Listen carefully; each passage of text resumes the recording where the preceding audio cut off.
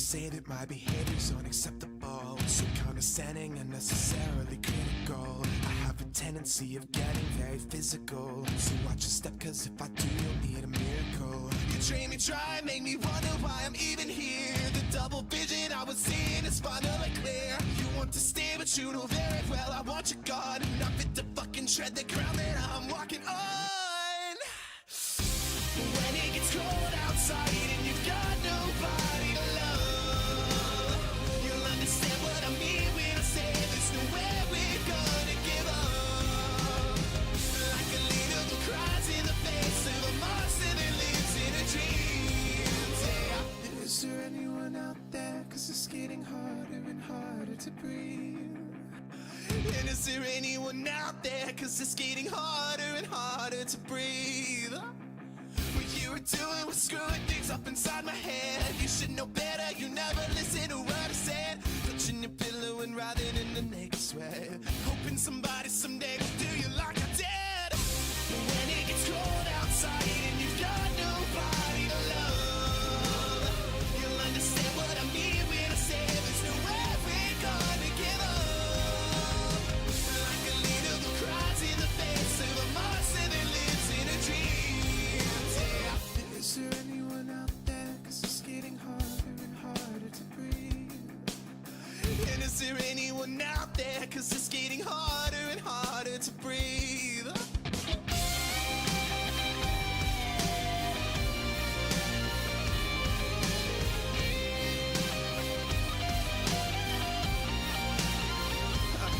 Does it kill? Does it burn? Is it painful to learn that it's me who has all the control? Does it thrill? Does it sting when you feel what I bring and you wish that you had me to hold?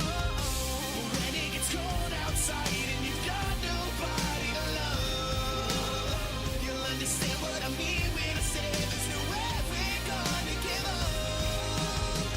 Like a leader who cries in the face of a monster that lives in a dream. Yeah. Is there anyone out there? Cause it's getting harder and harder to breathe.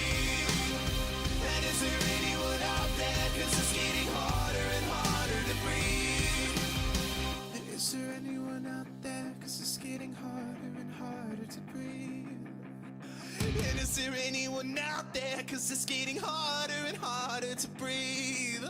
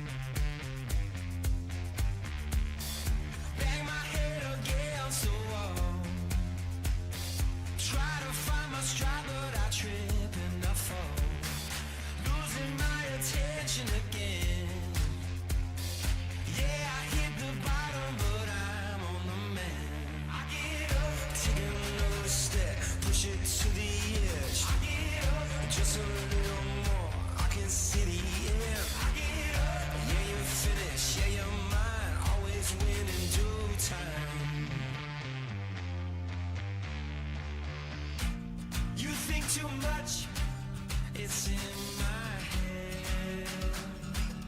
So I'm shaking off the rust, and you got no trust, it's in my head. So I'm shaking off the rust. I think I broke just a little bit. Walk through the fire, made it back again. Lord knows I tried everything I can. Now I'm shaking off the rust.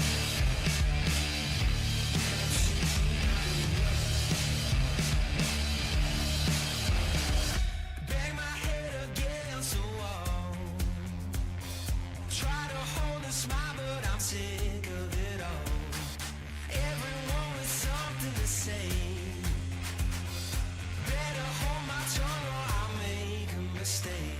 I get up, show 'em what I do, show 'em how it's done. I get up, never turn it down, never gonna run, I learn.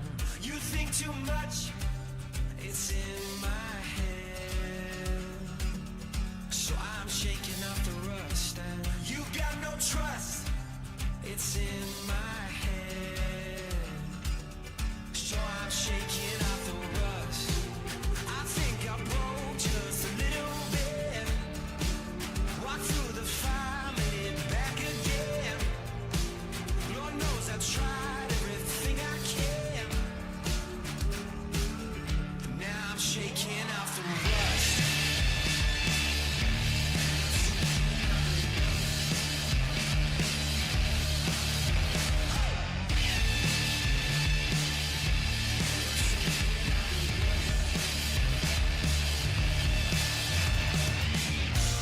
You think too much, it's in my head. So I'm shaking off the rust. You got no trust, it's in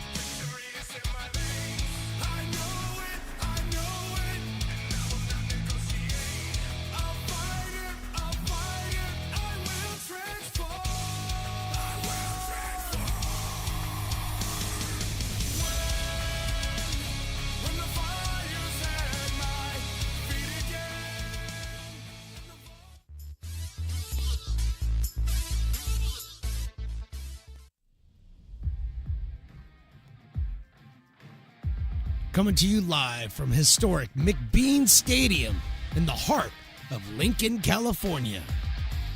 It's time for Potters Baseball. Potters Baseball brought to you by Stone's Broadcast Networks. And now let's send it up to the booth, to the legend, Mark the Phantom Lowe.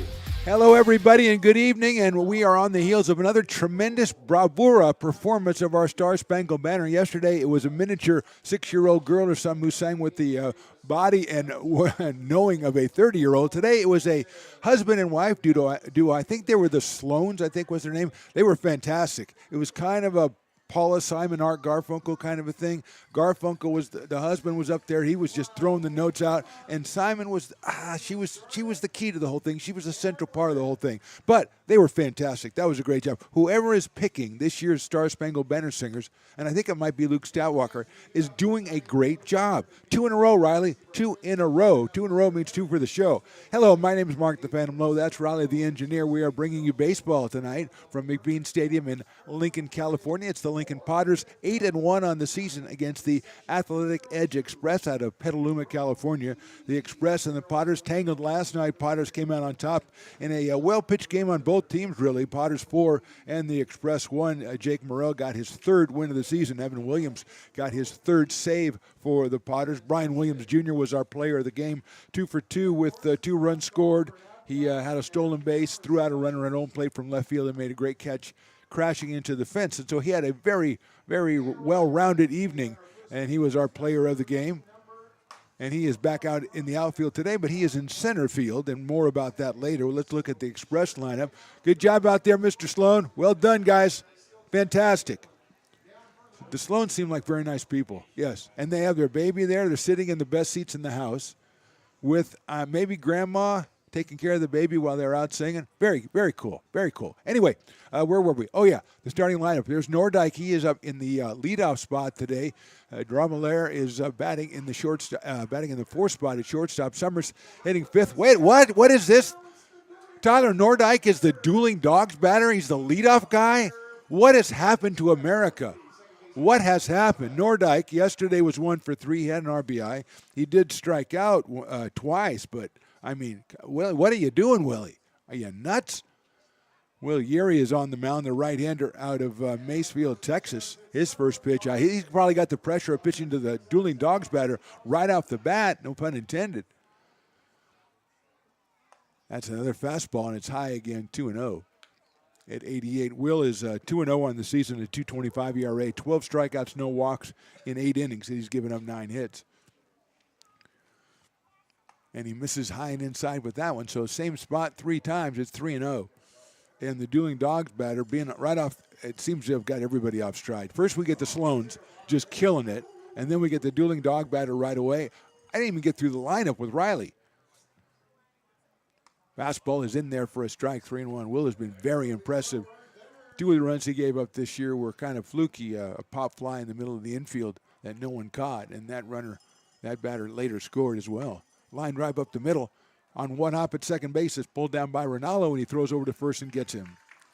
So Nordyke grounds out to Brady Rinaldo at second base. Let's take a look before we get Dante Chiatti at the plate. Let's look defensively, Riley, at the Lincoln Potters. They've got Tyler Russell in left, Brian Williams Jr. back in center, Ethan Liao in right. Jason Hansen is back at third. Brett Griffiths at short. Ronaldo, as we talked about, Ty McGraw at first. Ryan Villanueva behind the plate today, and Will Yeri on the mound as Will came back from 3-0 on that first hitter and got him on the one hopper out to Brady at second base. And here's Dante Chiatti, who was 1 for 4 yesterday. He was yesterday's dueling dog batter. So we got 1-2 right there. That one is a strike. My theory see if you like this theory, Riley the engineer.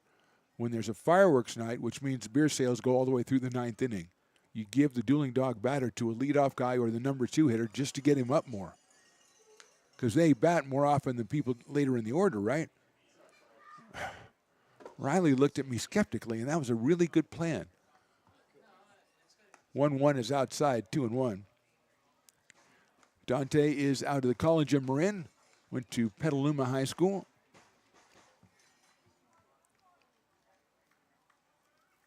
Swing and a miss. And that is strike 3. So Keon is down on strikes for the second out here in the top of the first. Bring up Kellen Clemens, the center fielder. Kalen 0 for 4 yesterday. He takes that one high and inside. Kalen comes to us from West Valley Community College by way of Casa Grande High School in Petaluma, which is where AE Express is based. It's a chopper out to shortstop. Big hop for Griffiths to his left. Over to first. Little high coming down in time is Ty McGraw, and that's the end of the top of the first. 1, 2, 3 for the Express. We go to the bottom of inning number 1. Express nothing. Potters coming to bat.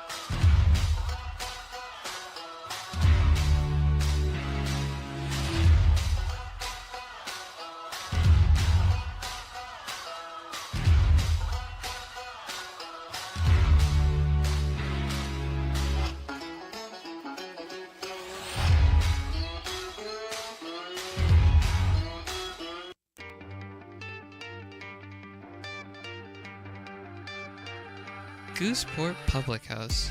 We have sports on 10 big screen TVs, 23 beer taps with classics and crafts, a full bar with creative craft mixed drinks, live music, and most importantly, great fresh food.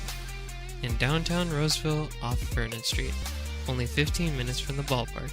See ya at Gooseport.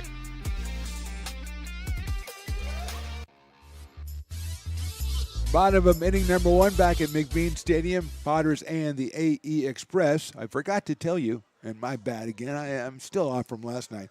It's St. Patrick's Day in the summer today. I wore green. Everybody wore green but Riley the engineer. And Willie, because Willie was too busy. He had to do a car show today. He couldn't get back and change. But I've got green on. Luke Statwalker has green. Carson has green. Not Riley. We also have water slides out front if you want to go check. I know you wanted to do the bull riding yesterday. You didn't get to. You can go do the water slide if you want to. Luke Dillon is the pitcher, and I love him already because he does an actual wind-up, and he's facing Brady Rinaldo, the leadoff hitter for the Potters out of Sierra College. Brady had a couple of nights off, and he's back in the lineup today, and he takes a breaking ball, and he takes it outside. It's 2-1. So it's Sierra against Santa Rosa Junior College, as that is where Luke Dillon is from. Fouls that one back to the screen. Luke out of Santa Rosa is committed, according to my roster, to Kansas Wesleyan University, so congratulations on that. He is from Annalee High School. That is, as you know, Riley and Sebastopol.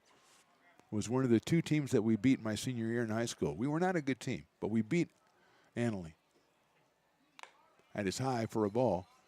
It is a full count, 3 balls and 2 strikes. I think I got in a tussle at that game, too. It was many years ago, as you know. But I think, obviously, you look at me, you go, this guy's a brawler. Swing and a miss. Dillon comes through with the strike at 85 miles an hour, and I'll ask the umpire if it would have been a strike anyway. And for our purposes, it's not really important, as Ethan Liao will come up to the plate. Out of Gardner-Webb University and Dublin, California, Mr. Ethan Liao, who's hitting .364. 4 runs batted in and 8 runs scored for the right fielder. And he's up here against Luke Dillon. He tries the breaking ball. It's inside. I just love the windup. You don't see, nobody winds up anymore. These kids today, nobody winds up. Fouled back to the screen by Ethan. 1 ball and 1 strike. So it is St. Patrick's Day in the summer. I don't know what that means. We've got water slides. What else we got going on today? Cider Saturday, obviously. Everybody knows that. That's high and outside. Corned beef sandwiches? Nope, we don't have that. We'll get that next year. Riley's never had corned beef. That's lifted high up in the air to right field. DeMars is out there, and he will make the catch, and he will also remind us that, hey, we didn't do the defensive alignment for the Express, so let's do it right now. Blake Bryson, who was on the mound for a while yesterday and left, Clemens in center and DeMars in right.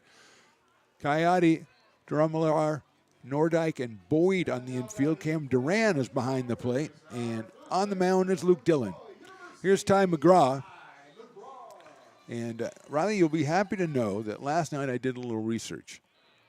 And all these places that I don't know about, now I do. Gardendale, Alabama. North Central Alabama. Population 16,000.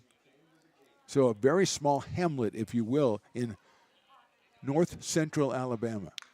Chopped foul. So Tracy McGraw, hopefully she's watching. She's out there, and she doesn't have many people around. Bring the whole city over to watch the game. You know, as Ty's playing in California, we're in Gardendale. So it is. It's a little bit above the middle of the state, and it's a very smallish place. McGraw fouls that one off again, 0-2. So Dylan Dealin strikes out there.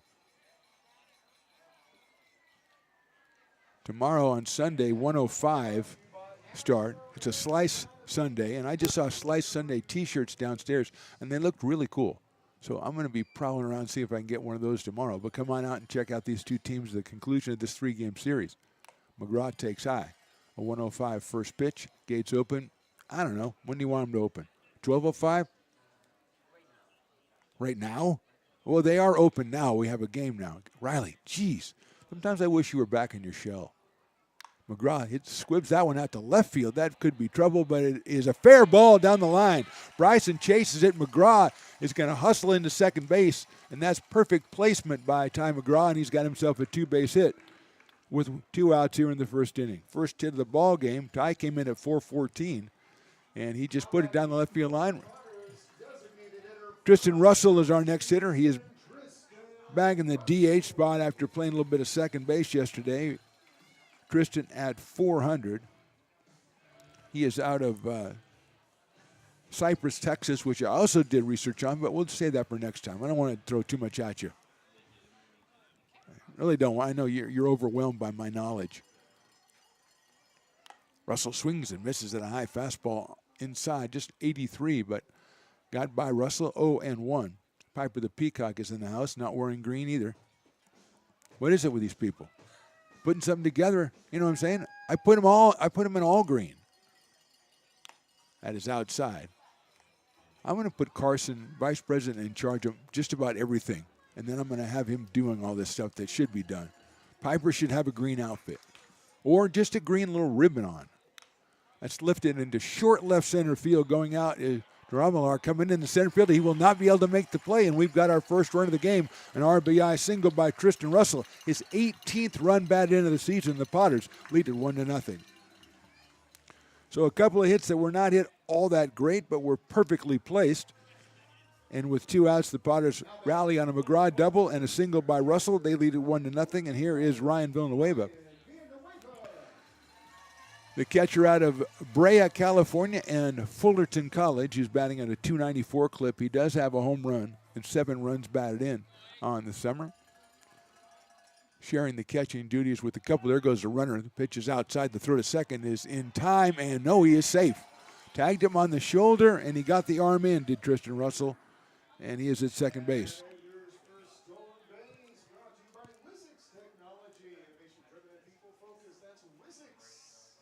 So at second is Russell now. Villanueva takes the ball outside. Didn't see the umpire's signal strike, so I'm going with 2-0. I'm going with 2-0. That's what I'm going with. Ryan has already been a player of the game this year. He takes a strike right there. 2-1.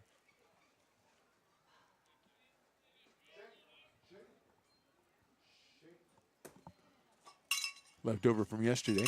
Little cowbell. That's down low, 3-1. Yesterday was Country Day. Today is St. Patrick's Day in the summer. Tomorrow, 105. Then on Tuesday, the Pleasanton Jacks come into town. It's a 2 for Tuesday. Of course, we know that. 3-1 pitch is lifted high up in the air toward first base. Boyd has a beat on it in foul territory, and he will make the catch. A little bit of a gangster lean on that one for the out. Potters score once in the first. They lead it going to the top of the second, 1-0. Hi, Bill Evans, President of the Placer County Association of Realtors. We're in the store, our conference facilities, an amazing team that helps keep together an amazing organization, and we thank them all. This organization can't do what it does and can't run the way it runs without the help of so many members volunteering their time.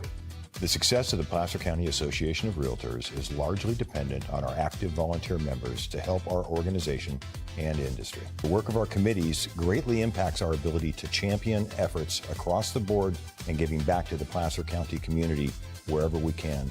Like all service organizations, I wanted to serve. And getting involved with the affiliate committee was the perfect way to do that. I love being able to serve my community with my business friends and other leaders and give back to those who are in need.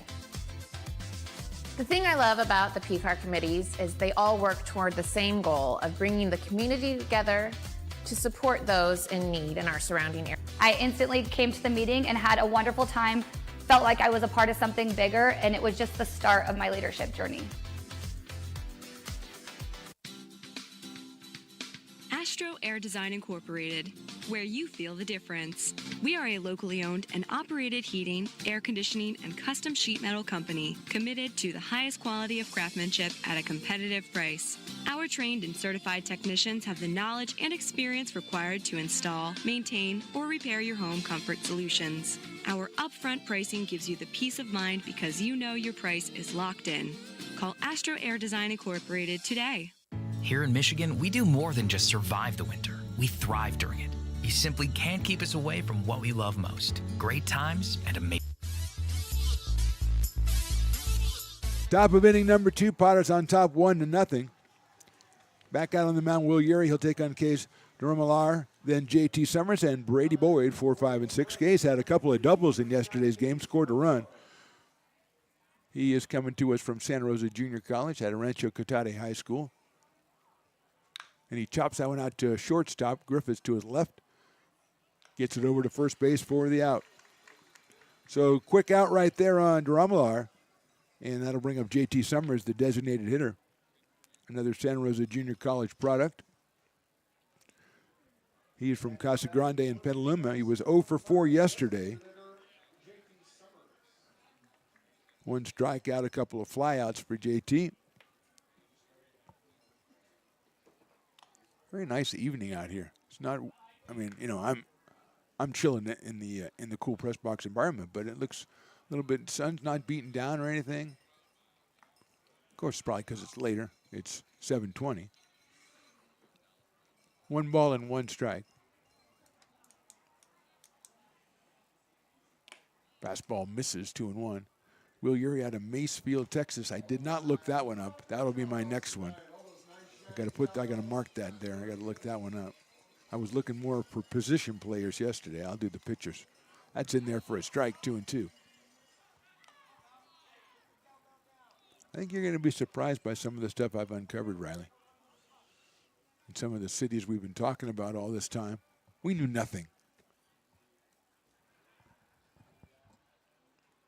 Check swing, did he go? I don't think he did, so we'll call it 3 balls and 2 strikes. Queen Creek, I have Queen Creek. Yes, I do. Nice call. Well played. I was wrong about that one. Chopper toward short, cut off by the third baseman, Hansen. Nice throw, Jason Hansen. Taking that big high chopper and throwing it across the diamond for the second out. It was headed toward Griffiths at short. I don't think he would have had a play, but Hansen cuts it off and nails it down. 2 outs, and Brady Boyd, who was 1 for 3 yesterday, comes up. He is the first baseman. He is out of Westmont College. Went to Cardinal Newman High School in Santa Rosa and swings and misses at the outspeed from Will Urey. 0-1. Blake Bryson, who pitched yesterday, is playing left field, and he is on deck. Swing and miss at basically the same pitch. Might have fouled that one off as Villanueva picks it up and returns it out to Will, who was 2-0 on the season. Jake Morrell improved to 3-0 yesterday, so starting pitching has been fantastic for the Potters through these first games. Swing and a miss. He got him 1-2-3. So another good inning for Will Urey. We'll go to the bottom of the second. Potters lead at 1-0.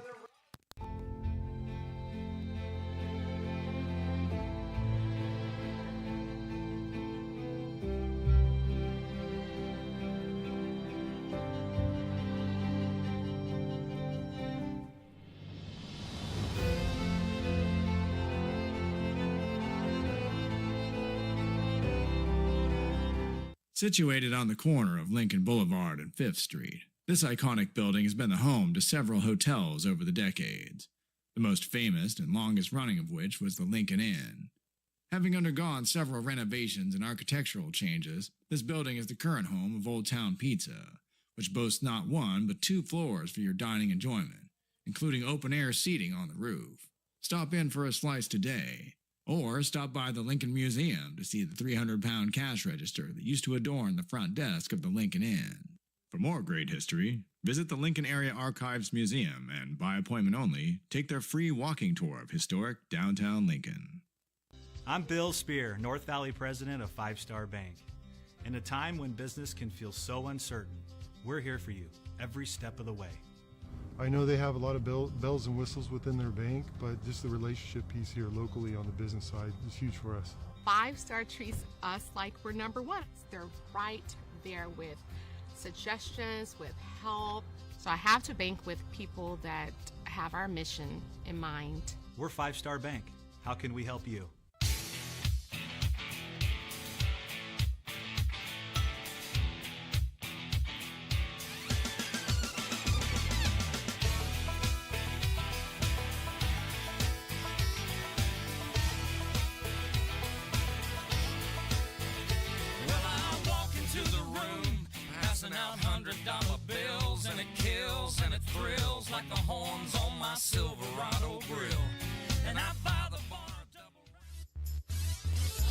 Bottom of inning number 2, Potters on top 1-0. Luke Dillon back out on the mound for the Express. He'll face Jason Hanson, Brett Griffiths, and Ty Russell.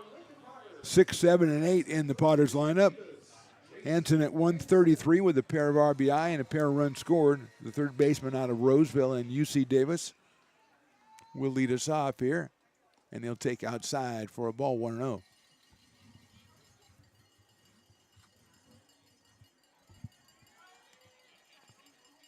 Potters with 1 run in the bottom of the first after 2 were out, and Hanson takes a strike.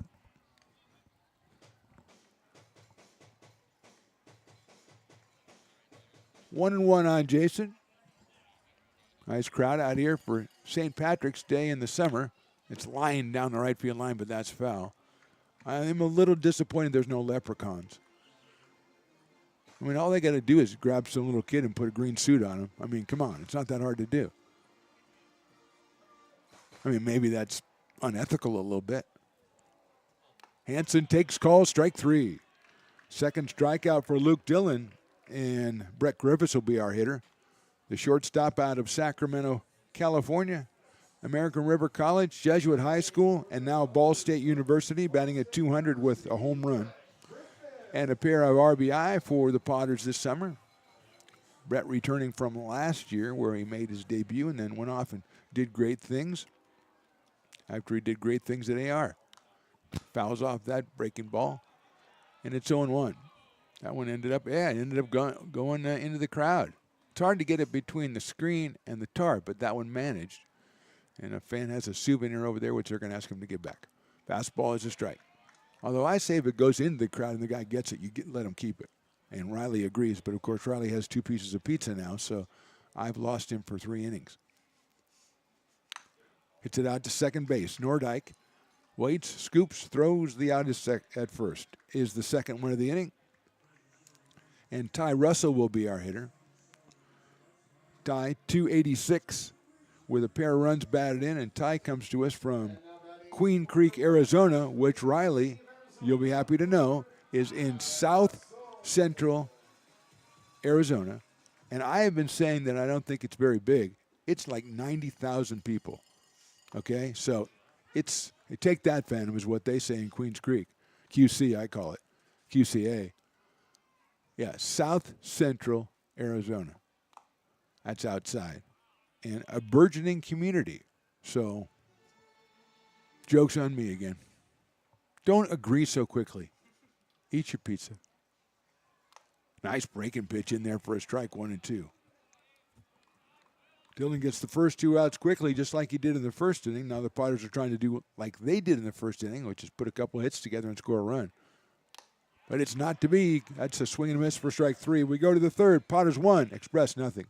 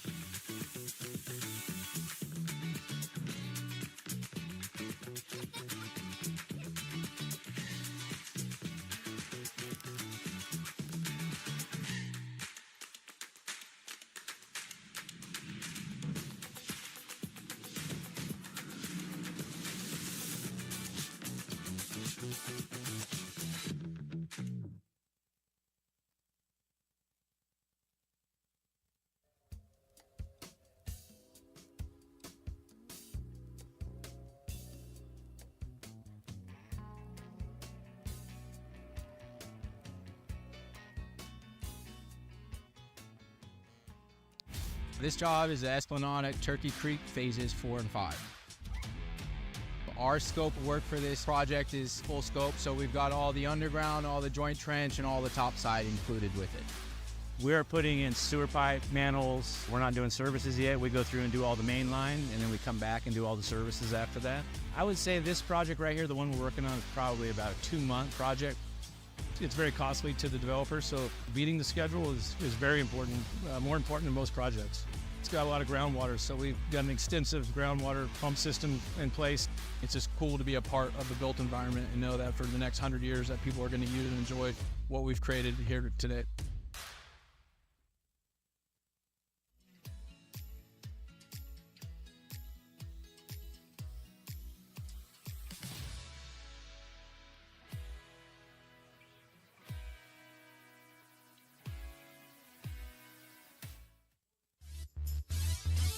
Top of inning number 3, we brought back the sponge relay, and it went a little long before we declared winners down there, but good job all concerned. Piper with a watchful eye over everything. Top of the third, Blake Bryson, Clay DeMars, and Cam Duran, the first 3 hitters for the Express, as the umpire, I think with a very kind of disgusted look on his face, waits until they get him out of there. But I don't know, maybe I'm ascribing some motives to him that he doesn't really have. I don't want to be, unfair to the blue, especially when he calls a strike on that one. Will Yeri, 85, right down the middle. 0-1 on Blake Bryson out of Mendocino College. Swings and misses at that one. Blake on the mound yesterday was very impressive. 3 innings pitch, 1 run. He walked 3 and struck out 3. And takes the ball down in the dirt. Ryan Villanueva with the block on it, but nobody on base, so kind of low stakes on that one. I'm going to see if the Sloans are still there. Are singers of the national anthem, or are they going back out to sing some more? Look out, that hit him in the back, and that's not good. You don't want to lose your first hitter of the inning after you had 2 strikes on him. And I don't think Will meant to do that. And Bryson will go down to first base. A little painful, but as he takes an 88-mile-an-hour fastball to maybe the left shoulder, and that'll bring up Clay DeMars, the right fielder. Another San Jose Junior College product out of Windsor High School. Chops it to third. Hansen has to wait for it to come down. He'll go to second for 1. Ronaldo to first, just a little bit too late. Pulls him off the bag, but it wasn't going to be in time anyway. Just ball bounced too high to Hansen. It's a fielder's choice for DeMars. He'll reach first, and with 1 out, that'll bring up the number 9 hitter, Cam Duran, the catcher. Another San Jose Junior College product. He's out of Rancho Cotati High School. Oh, there's the Sloans. They had to take the baby. They had to do something with the baby. It was the baby. Chopper out towards short. Griffiths has to wait. He'll take it himself. Steps on the bag. First base. That's a double play, and the Potters are out of the inning. Quick work done again by Will Urey. We go to the bottom of inning number 3. Potters 1, Express nothing. If you're in need of a seasoned DUI attorney, contact the law office of Samuel D. Burns Incorporated. We are familiar with the laws surrounding your case, and we will work diligently to minimize the negative impact following a DUI charge. With a proven track record, Sam Burns works on your behalf to provide a positive outcome. He's been able to save his clients' driver's licenses and negotiate more favorable terms. Visit our website.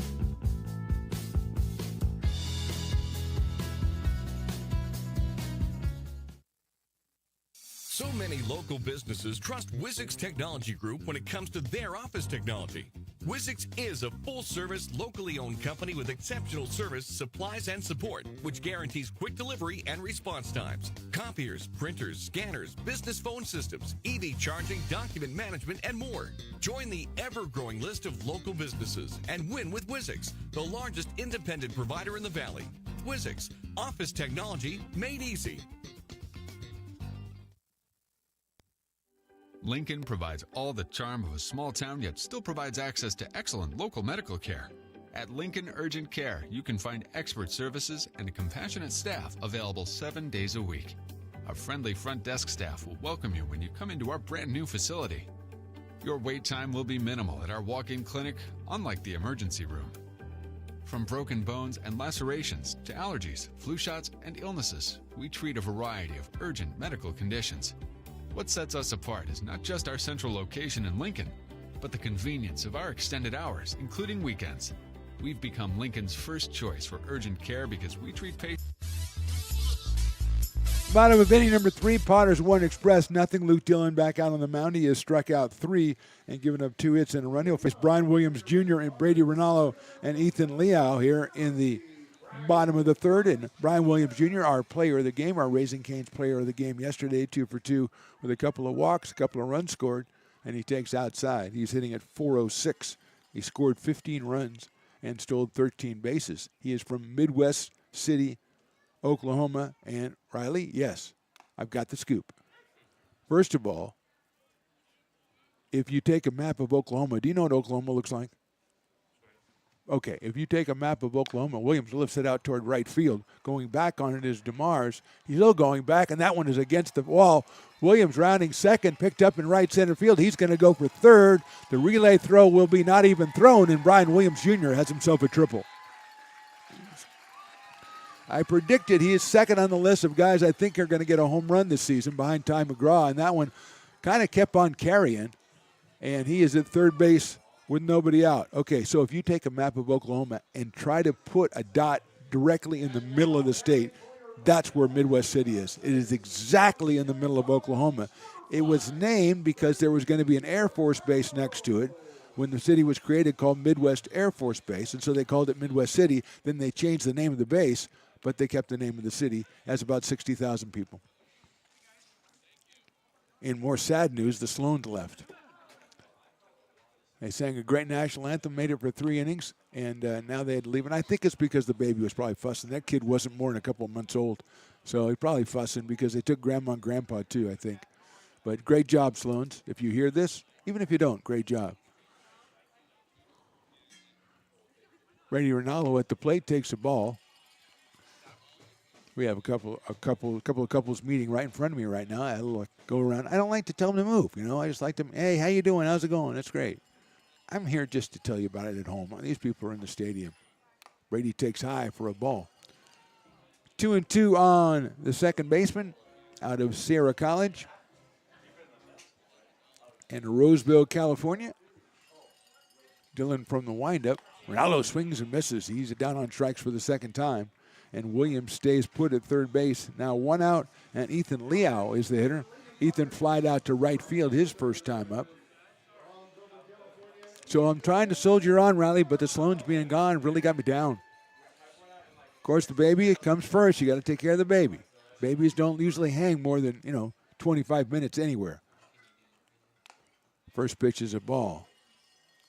Kind of remind me of our buddy Jordan Georgeson. They just don't last. I mean, they gotta get up and go somewhere, or they just bug you. Liao takes a nice breaking pitch from Dillon. Evens the count up at 1 strike. Ethan's 364 on the summer out of Dublin, California. I didn't look that up. I figured you knew where that was. Takes high fastball, 2-1. He has 4 runs batted in, does Ethan Liao. He is playing out in right field today for the Potters.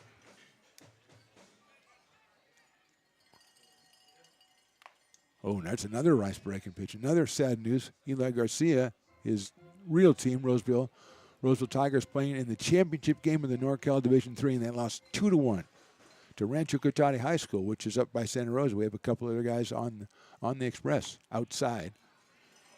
So we got a lot of stuff going on, a lot of pros, cons, ups, and downs. It's a roller coaster, Riley, as you say so well. It's a roller coaster. And then you make the roller coaster movement and let it fly in here. 3-2 pitch outside. Liao takes the walk. That is the first walk given up by Luke Dillon, and it will bring up Ty McGraw, who doubled his first time up, scored a run. He's out of Gardendale, Alabama. You heard the story about Gardendale earlier. We'll come back later, but, you know, it is a small place. I will say that. Left-handed hitting first baseman, hitting at .414 before tonight. He has Williams at third, and he swings and misses, kind of a half swing there, 0-1. And he has Ethan Liao over at first base with Tristan Russell to follow. McGraw blooped one right down the left field line, just inside the line his first time up. He takes a high fastball. Cam Duran has to kind of jump up from the crouch to get that one. Keep it in front of him, 1-1 on Ty McGraw.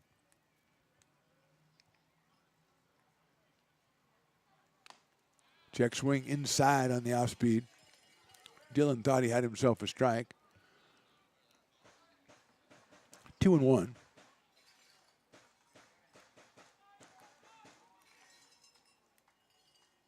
Ball 3.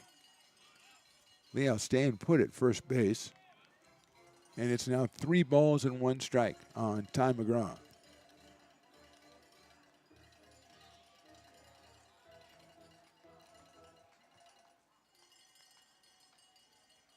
Popped up. Trying to get out of play, trying, and it will. Brings the count full at 3 balls and 2 strikes. Interesting to see if Ethan Liao will take off from first on this. Williams, of course, will, you know, kind of wait and see what's going on before he makes a move, if he does.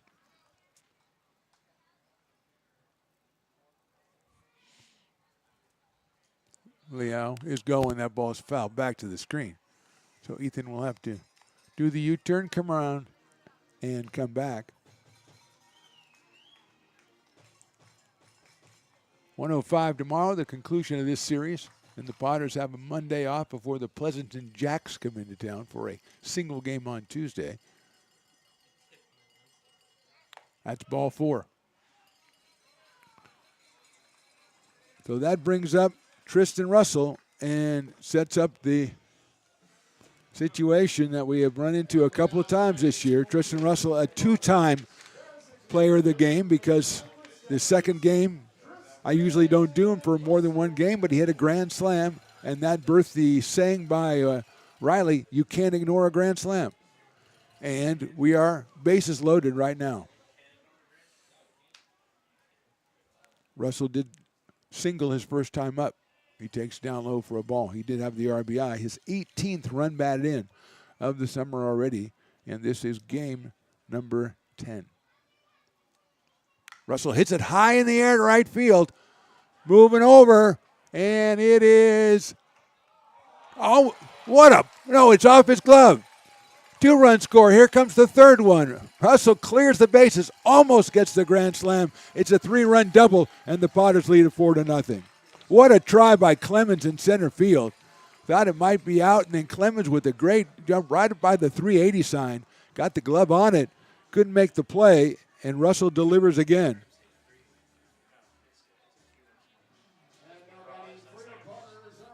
Russell now has 4 runs batted in.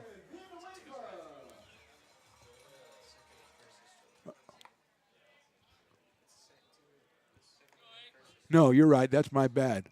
Just 2 runs scored. I thought they were going on the the 2 outs, but it wasn't 2 outs. That one's popped up. Second baseman calling for him, and that's Nordyke. So good catch right there, Riley. McGraw stopped at second. Liao did score. Williams scored. So it's 3-1. And Ryan Villanueva is our hitter. Jason Hansen's our hitter. Villanueva pops up. So 2 outs. I'll get it together. I got excited. I thought it was going to be a grand slam. And if you invoke you can't ignore a grand slam already. It was very close. Thank you, Riley, for your patience. Line drive right field. That's a base hit. That is going to be cut off. 1 run will score. And going around to third base and stopping there is Tristan Russell, the throwback, and he gets back in. So it's an RBI single for Jason Hansen. McGraw eventually scores. I thought he would. And the Potters now lead it 4-0. Hansen, with his 3rd run batted in, just hammered that base hit to right center. Good job by DeMars to cut that off, or it would have went all the way to the fence. And that'll bring up Brett Griffiths, who grounded his second, his first time up. Well, that takes an RBI off Tristan's total. There's a strike. He now has 20 runs batted in.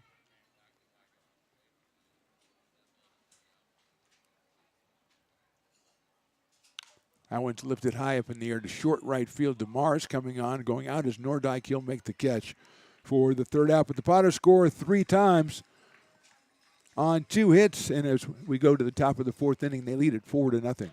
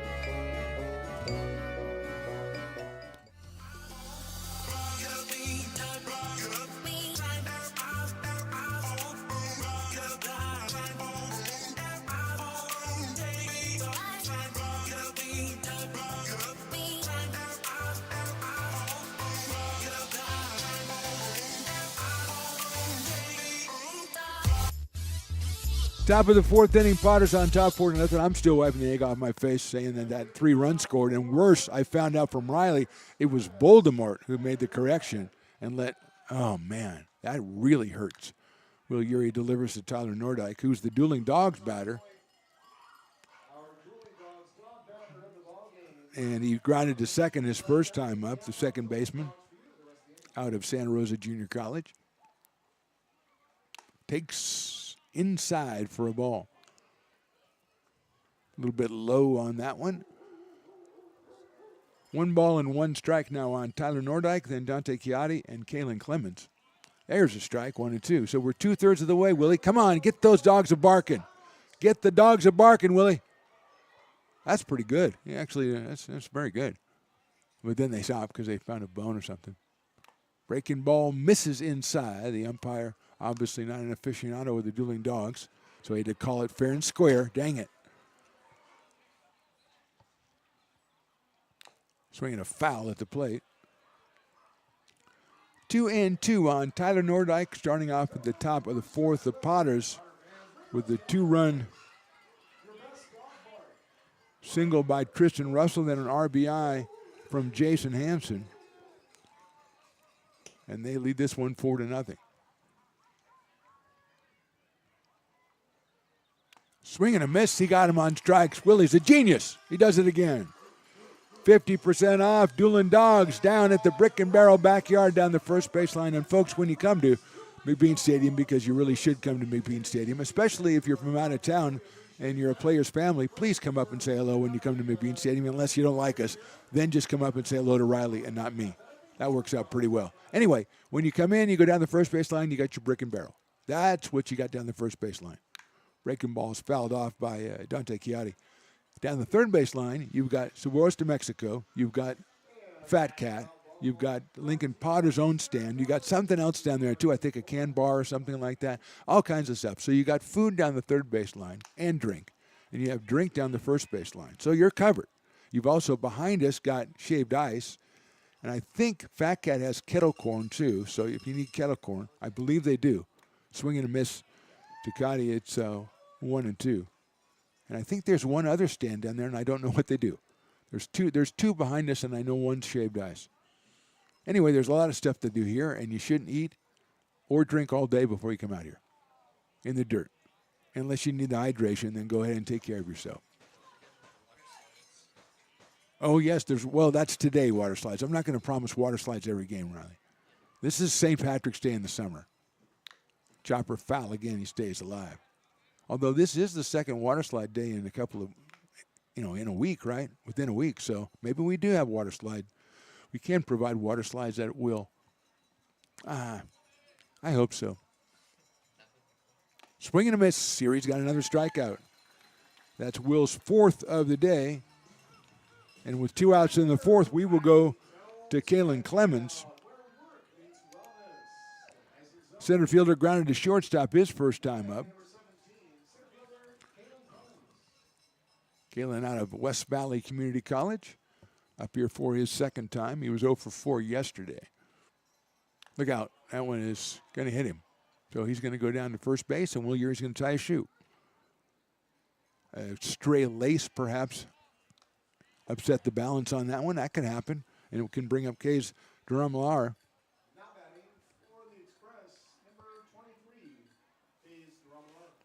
Drummlar with the ground ball to shortstop, his first time up, so he is 0 for 1. He had 2 hits yesterday, and both were doubles. Real doubles, not doubles like I tried to give Russell today. I mean, they were really doubles. He got to second base and everything, so don't look at me that way,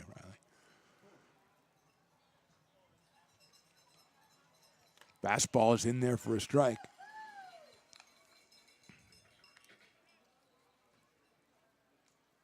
Oh and 1 on Drummlar.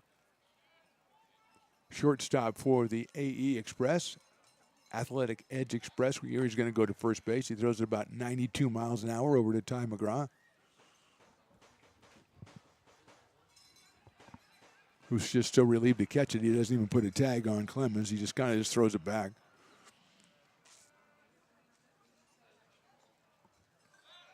Throw back again. That time he's back in safely, but a little bit closer than the time before. Top of inning number 4, 2 outs here.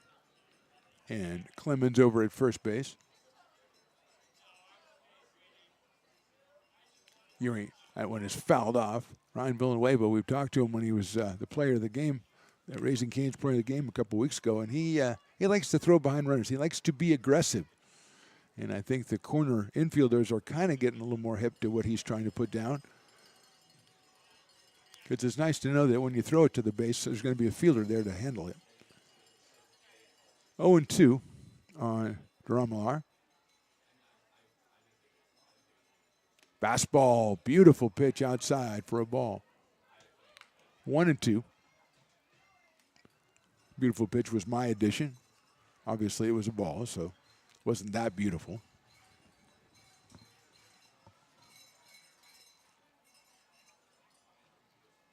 That one also a ball. Basically the same spot with a different kind of pitch, so it's 2-2 now on Drummlar. He's followed by J.T. Summers, the designated hitter.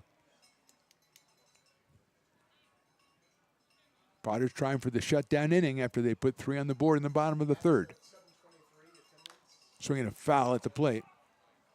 And it will stay 2 balls and 2 strikes. It's one of Stones McCoy's pet theories. When you score, you got to hold the other team down the next time they come up. But just steps on their neck, it gets them down, okay? I do subscribe to that theory. Most of his theories I do not subscribe to. That one I do. Oh, that's not good, Riley. Good lead at first base by Clemens. Here he thinks the same thing and comes to the plate. Swing and a miss. He's out on strike, spilling away, but throws him out. We'll call him out at first base, even though it's the third strike. So 3 strikeouts in the inning for Will Urey. We go to the bottom of inning number 4. Potters 4, Express nothing. American River College is a top-tier community college sports program that provides student-athletes with the opportunity to thrive both athletically and academically. ARC Athletics is currently ranked 5th in the state and 2nd in Northern California. With over 19 sports programs, our athletes compete with the region's best athletes. Our diverse and dedicated coaching staff helps athletes develop the skills necessary to compete at the next level. Start your community college athletics journey with us. American River College, Sacramento's best athletic program. Go Beavers.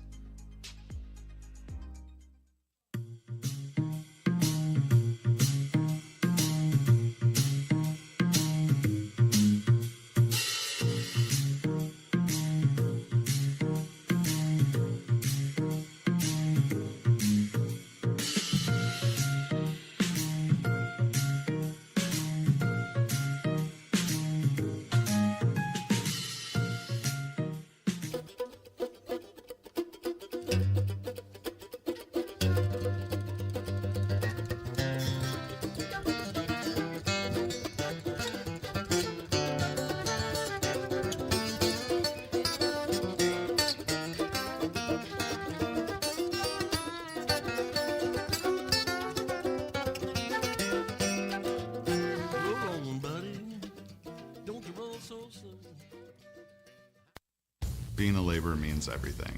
It was what took care of me when I was growing up. It's what takes care of me now. Bottom of inning number 4, McBean Stadium. Mark the Phantom Low along with Riley the engineer. Willie Preston, of course, doing his duty on the PA. Carson, the intern coordinator. Luke Statwalker working to my left. Also Spencer for hire slipping in and doing some of the point streak. So well done, Spencer. As Luke Dillon delivers the first pitch to Ty Russell, who struck out his first time up. That first pitch is outside, so he is ahead in the count, 1 ball and no strikes. He's followed by Brian Williams Jr. Then the top of the order, Brady Rinaldo, as a strike is called on that one. 1 ball and 1 strike. Potters with 1 in the first, 3 in the third, and they lead it 4-0 as we enter the bottom of the 4th against Luke Dillon. Swing and a miss. He's given up 5 hits and all 4 runs. RBIs, 3 of them from Tristan Russell, 1 from Jason Hansen. Russell's run his season total to 20 runs batted in. That is Tristan Russell. This is Tyler Russell, and he has a 2 ball and 2 strike count. He's got 2 RBI and 1 run scored, hitting .286 coming in. Out of Queen Creek, Arizona. He takes a call, strike 3 on the outside corner. And Russell is down for the second time. 0-4-2 for Russell. 1 out here in the bottom of the 4th, and Brian Williams Jr., who put a triple off the right center field fence his first time up and later scored. His 16th run scored of the summer. I believe that puts him in the team lead. It should. Jake Lavin has 10. Jake not in the lineup today. They're the only guys in double figures. McGraw with 8. Russell with 9. Aiden Chang has 6 as Williams takes ball 2.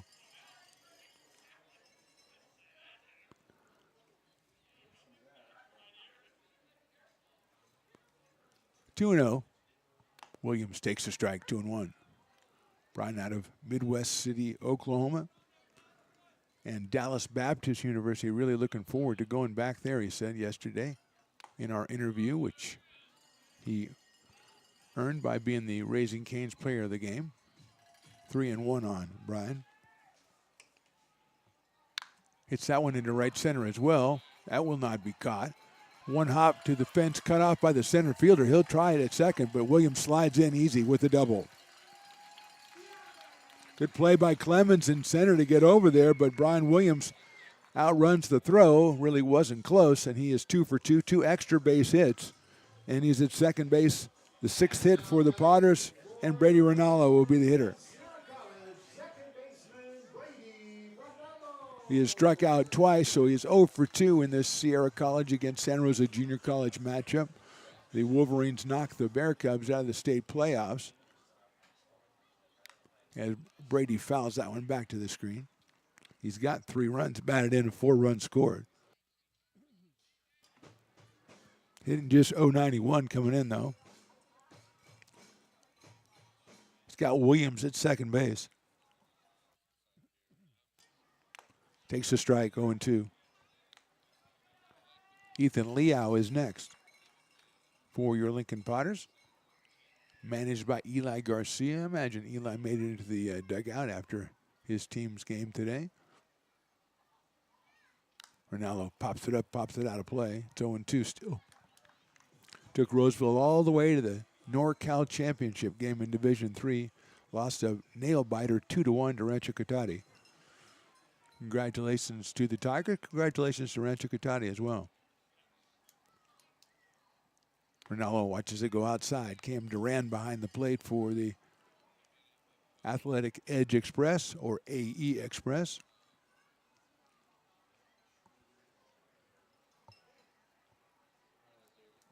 Williams pretty quiet at second base. Now he's dancing around. Ronaldo pops it out of play. Brady playing second base in this one. Done some time at shortstop as well through the summer. So had been out of the lineup for a couple of days. Back in here in the leadoff spot today. And he's got a 1-ball, 2-strike count. There's a chopper down to third base handled by Chiatti. He'll go across the diamond to first and get him by a step. So 2 outs. Having to stay at second was Williams. And that'll bring up Ethan Liao. Ethan has flied to right and walked. He has scored a run, his 9th of the season, and he has Brian Williams out at second base with 2 outs here in the 4th.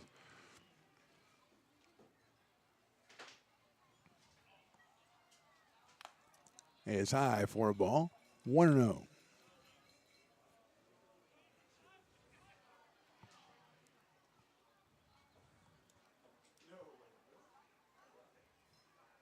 Swing and a miss. Good cut at that one from Liao. Ty McGraw in the on-deck circle.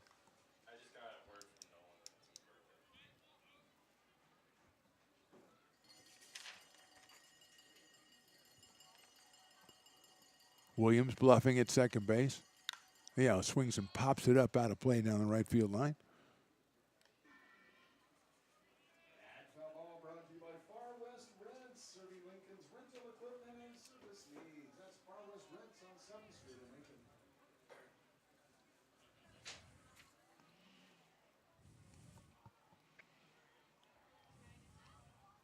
One and two on Ethan.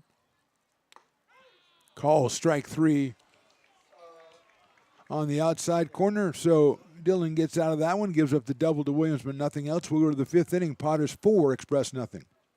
When it comes to your home's maintenance and repairs, Jeffers Resource Group has you covered. Our handyman services offer a comprehensive range of expertise, from minor carpentry to drywall, electrical and flooring for property managers, landlords, and renters alike. We ensure that every job is completed to the highest standards, so you can have peace of mind. Contact us today to discover how Jeffers Resource Group can help keep your home in top shape.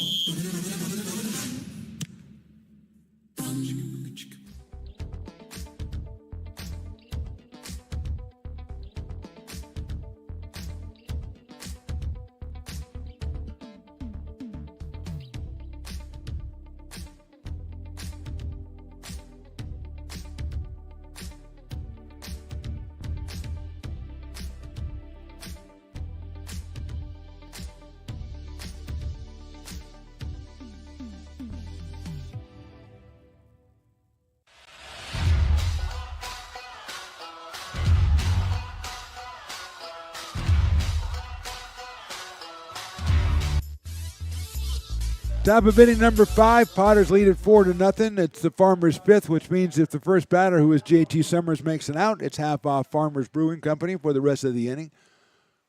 And he will take a strike.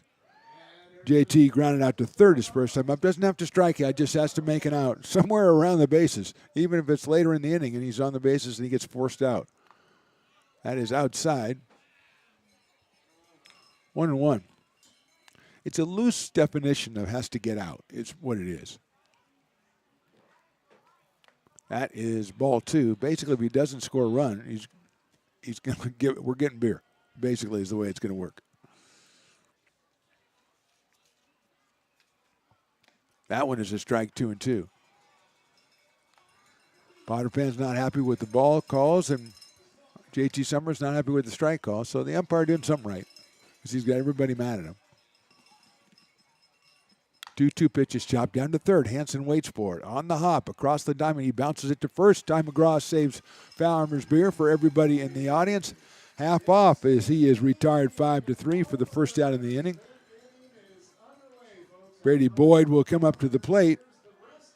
Carson, the intern coordinator, hands me this note. Peter Jensen, the right-hander, having his 21st birthday today, and I should wish him a happy birthday. Well, my birthday was yesterday, and Peter Jensen did not wish me a happy birthday. So how does that work? All right, I'll do it because I'm a pro. Happy birthday to Peter Jensen, the right-hander out of Sac City College in Sacramento, California. Well done, sir. But you know, Riley, there's a chopper towards shortstop. Griffin's going to have to wait for it. Have to make a strong throw. He does, and he gets him by a step at first base. That is Boyd retired. The great Jerry Reynolds did give me a call and wish me a happy birthday yesterday, and I mentioned that because you're watching this on Stone's Broadcast Network's YouTube. The great Jerry Reynolds and I and the sometimes great Whitey Gleason did a Old-Fashioned 3 podcast for a while, which you can find on Stone's Broadcast Network's YouTube. You can also find the Phantom Talk Show, which I interviewed Jerry Reynolds, and he said to me, and listen to this, Stones McCoy, when is that show coming back? I want to be on it again. So, hello, Stones McCoy. Broadcast opportunity here. Anyway, happy birthday, Peter Jensen. He's a fine young man. Outside for a ball, 2-0 to Blake Bryson, who was hit by a pitch his first time up.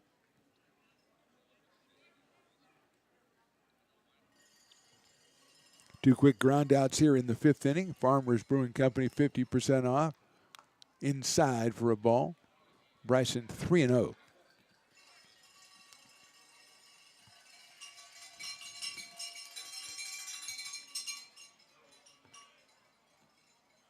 That is a strike, 3-1. Also got a call from my old radio buddy, Justin Case, the great Justin Case. Worked together in the 90s and kind of in the 2000s. He is still doing the radio. He is the morning guy at the Eagle, ball 4. Blake Bryson, one of the great radio voices in Sacramento, and it was good to hear from Justin. He said he didn't remember that it was he doesn't remember the date. He just knows that my birthday's D-Day. So he said, hey, it's D-Day. It must be Phantom's birthday, so I'll call him. It was really cool. Nate Kajowski going out to talk to Mr. Will Yeary as he walked Blake Bryson. So Bryson with a hit by pitch and a walk reaches for the second time. Clay DeMars is the hitter as Kajowski chatting it up with. Here we go. We've got Stones McCoy. I know it's a great show and you're the greatest of all time, but you got to get it sponsored. Okay, I'll find a sponsor for my show. Is that what you want me to do? That was yesterday. It's old news. I'm not even acknowledging it. Willie's trying to be my friend, and Riley is applauding.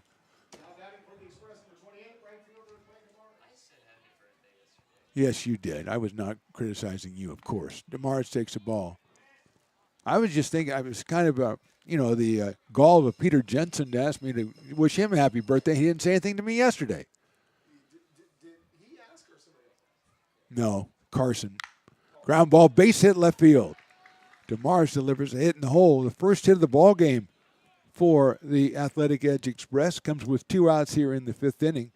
And with runners now at first and second and 2 outs, Cam Duran, who grounded into a double play his first time up, is the batter. I just feel like Peter Jensen's getting unfairly criticized in this whole exchange. He had nothing to do with any of this, okay? It was all Carson. Carson is the one who instigated this, isn't it? Or was it Spencer for hire? It was Carson? He's acting all innocent, but Carson's the one who started it all. In the dirt, nice block by Villanueva. So first 2 groundouts, then a walk to Bryson, then a solid single by Clay to Mars.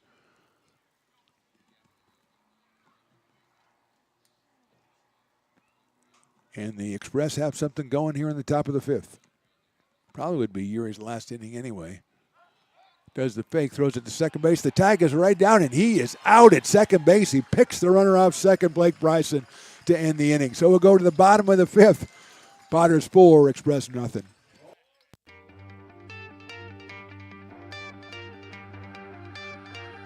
Gooseport Public House. We have sports on 10 big screen TVs, 23 beer taps with classics and crafts, a full bar with creative craft mixed drinks, live music, and most importantly, great fresh food. In downtown Roseville off Vernon Street, only 15 minutes from the ballpark. See ya at Gooseport.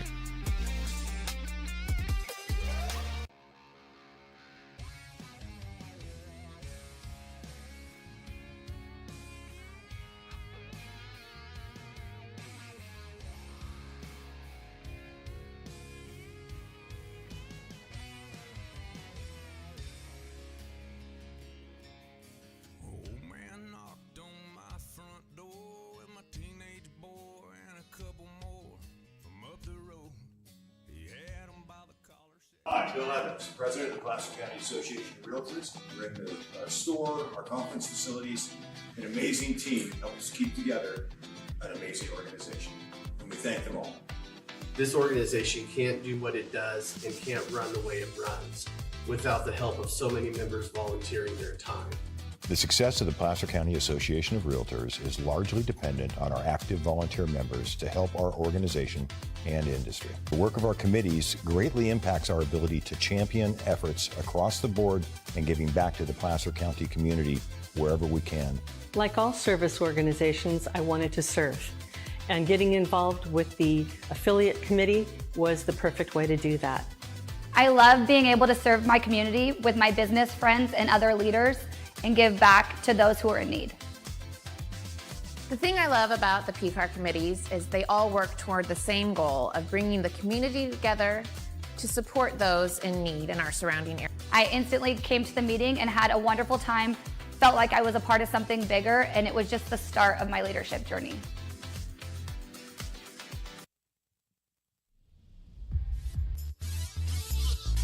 Bottom of the 5th inning, Potters on top 4-0. New pitcher is Mario Zarco, the right-hander out of Hawaii Pacific University, and coming from Petaluma High School. He will relieve Luke Dillon, who went 4 innings, gave up 6 hits and 4 runs, walked 2. He did strike out 6. So he had the strikeout pitch going, but the Potters got to him with a couple of big hits with Tristan Russell and Brian Williams. Zarco delivers the first pitch. It's Ty McGraw at the plate, who has doubled and walked and scored 2 runs, pushing his total up to 10 runs scored on the season. Left-hand inning first baseman from Gardendale, Alabama, and Troy University. I mentioned that as well. 2-0. So Xavier Maldonado, the Lincoln product, the left-hander, warming up for the Potters. This year he has gone through 5 innings, and that's usually the limit for Potters pitchers this summer. McGraw takes high, 3-0.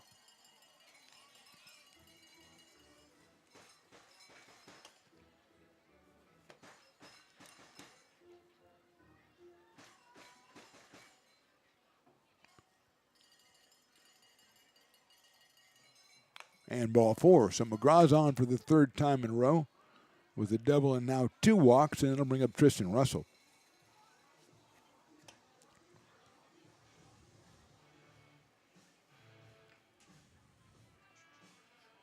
Now batting for your Lincoln Potters, designated hitter, number 11, Tristan. Brings up Tristan Russell, who has singled in a run and singled in 2 runs, as his bid for a grand slam in the 3rd was just off the fence out there, according to Riley. Russell will take a ball.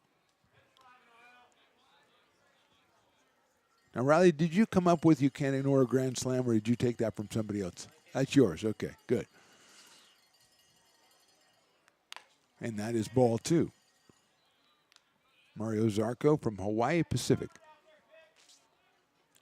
Relieving Luke Dillon, who went the first 4 innings for the A Express, who will be in town again tomorrow at 1:05 for the 3rd game of this series, a Slice Sunday. That is a strike. Spencer for hire with the Slice Sunday T-shirt on, which is, we both agree, is pretty sharp. It is very sharp. Come out, you're coming out tomorrow. Check it out. Right underneath the, right when you go through the ticket booth, underneath us. Ground ball down to first base. That's into right field. A base hit. Just missed the runner, and stopping at second base is Ty McGraw. And Russell has his 3rd hit of the game, all singles. Almost hit McGraw, and I think Boyd couldn't get to it because the runner was there. And so another hit for Russell, and brings up Ryan Villanueva, who was popped to first and popped to second. So Ryan is 0 for 2 in this one. Nobody out. The Potters pick up their 7th hit of the game. Villanueva sharply, but foul down the third base line. 0-1 on the catcher out of Fullerton College. A past Raising Cane's player of the game, batting at .294 coming in. Has that home run.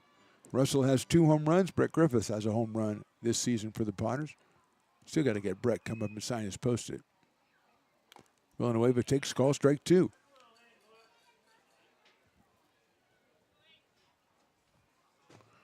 Right in the corner there of the strike zone by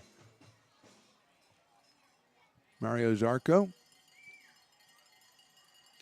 Check swing. Nice job by Ryan Villanueva to hold up on that one. It was tempting. But he's now got a 1-ball, 2-strike count.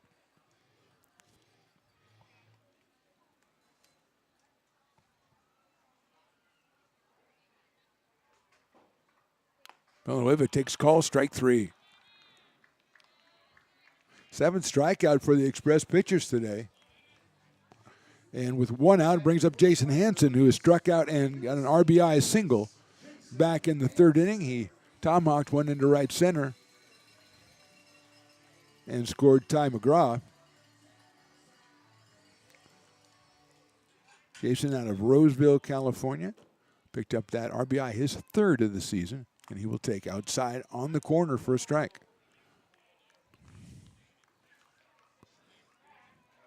Brett Griffiths on deck.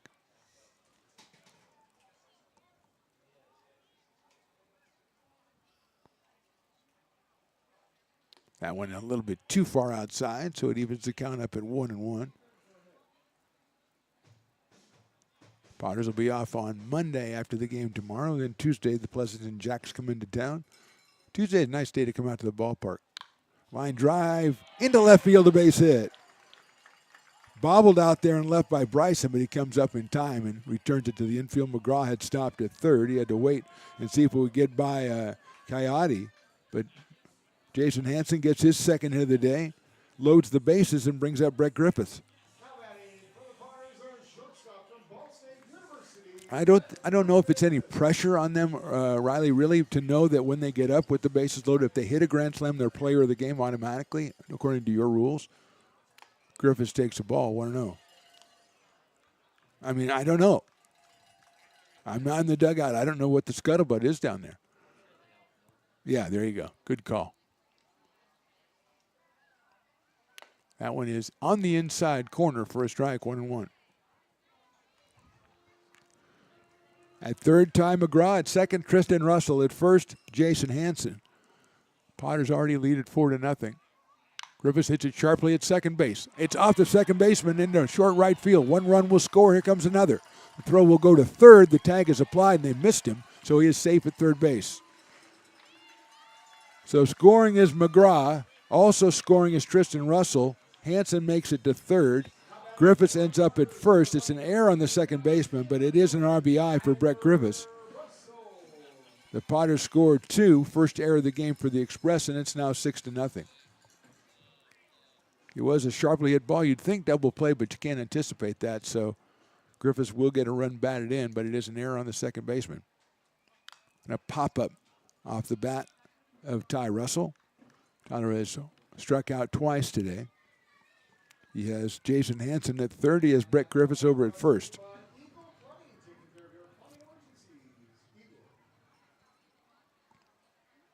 Swings and misses at that one.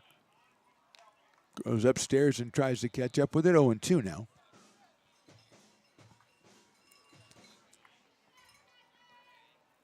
Nice crowd out here on a very pleasant evening, watching the Potters take a 6-0 lead against the Express here in the bottom of the fifth. Popped up, center field, going back is Clemens. Now he'll come back in a step. It should be an easy sacrifice fly, though. And the throw comes into second base, and Ty Russell delivers the run, and the Potters lead it now 7-0. Jason Hansen crosses the plate. It's a sac fly for Russell. His third RBI of the season. And here's Brian Williams Jr., who has been red hot. It was 2 for 2 yesterday. He is 2 for 2 today. Yesterday, 2 singles. Today, a triple and a double.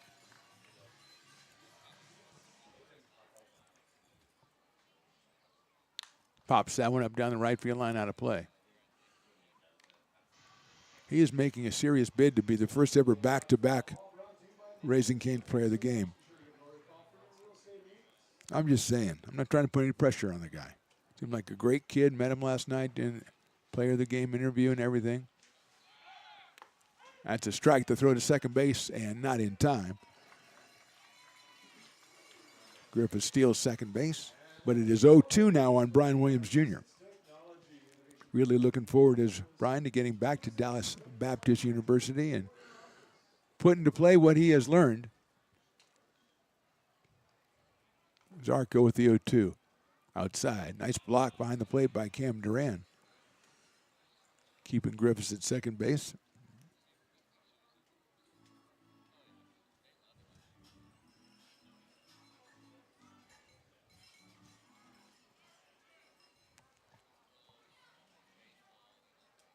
Williams lines it. Fair ball down the left field line into the corner. Runner will score easily. Williams will get to second. He'll think about third, but he'll just pull into second. Go, I've got 3 extra base hits. I think I am good here. The RBI is his third. As scoring is Brett Griffiths. The 4th run across the plate for the Potters, and that'll bring up Brady Rinaldo. So Williams now with 5 straight hits, 2 for 2 last night. He actually has 6 straight hits because he had a hit his last time up against Marysville on the 3rd. So 6 straight hits, a couple of walks mixed in, but he is 6 for his last 6 with a couple of walks.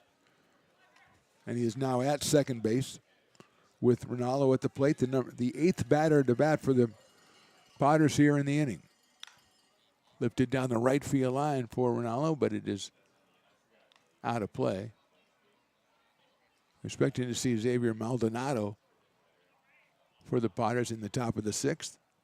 They did have looked like they had another guy up and throwing as well. 1-1 on Brady.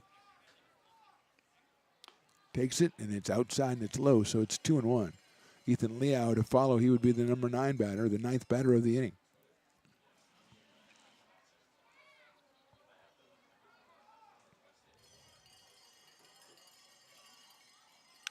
Lined into right field, coming on. DeMars, he reaches up and doesn't make the catch. Rinaldo with the line drive. DeMars came in, went up, and tried to make a leaping catch. Couldn't make it. It drops at his feet. Scoring is Williams. It's Rinaldo's hit, and it's Rinaldo's RBI. It's the 5th run of the inning, and the Potters now lead at 9-0. Then the 9th batter of the inning is Ethan Liao. DeMars came in on that one. It was hit very hard. Then it kind of rose a little bit on him. It looked like he would make the play. Fell out of the glove.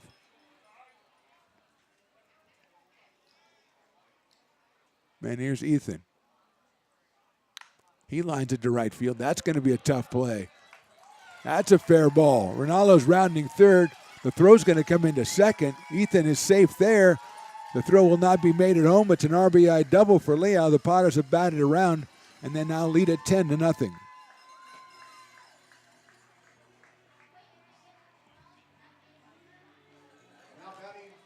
And that'll bring up Ty McGraw for the 2nd time in the inning.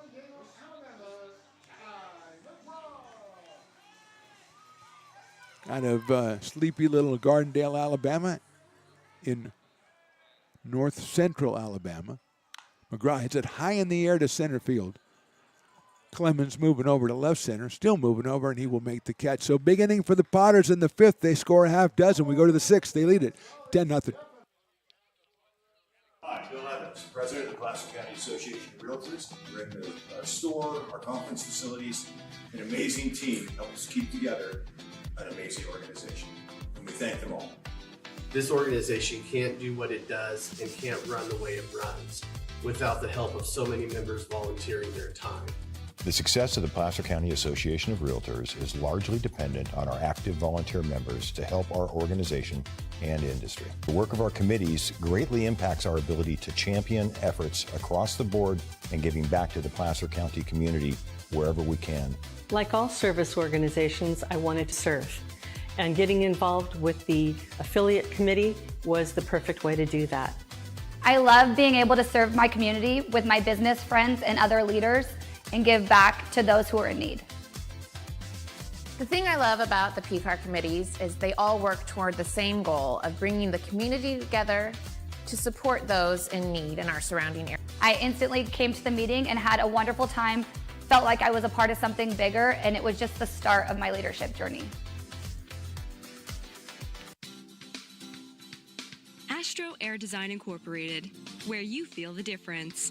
We are a locally owned and operated heating, air conditioning, and custom sheet metal company committed to the highest quality of craftsmanship at a competitive price. Our trained and certified technicians have the knowledge and experience required to install, maintain, or repair your home comfort solutions. Our upfront pricing gives you the peace of mind because you know your price is locked in. Call Astro Air Design Incorporated today. Here in Michigan, we do more than just survive the winter. We thrive during it. You simply can't keep us away from what we love most: great times and amazing beer. The snow transforms the landscape and lays the path for adventures yet to be had. Trails ready to be.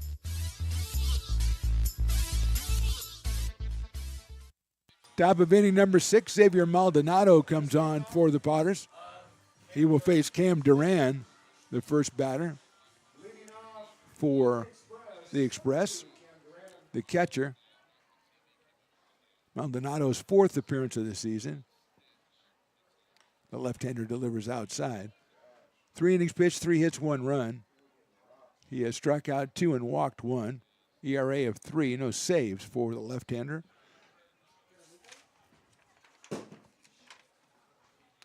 That fastball misses outside. Maldonado out of Lincoln, California, and Jessup University. Will Yeary, 5 innings, 1 hit. He walked 1, hit 2, and struck out 5. Maldonado delivers ball 3.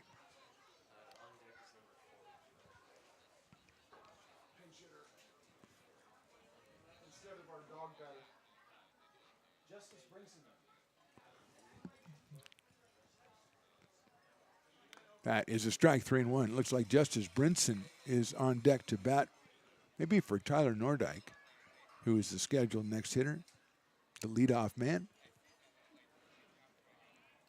But right now it's a 3-1 count to Cam Duran. That is ball 4. One thing a manager does not like when you have a 10-0 lead is walk the first batter in the next inning, but Xavier's just trying to get his bearings. Justice Brinson will be the hitter. He came on yesterday for Mason Cox and was 0 for 1. He is now the dueling dogs batter, which is a lot of pressure to put on a kid. He is out of Azusa Pacific in initially Cardinal Newman High School in Santa Rosa.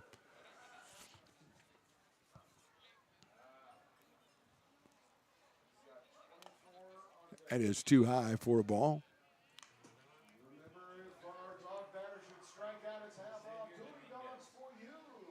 Looks like Xavier Dominguez is on deck.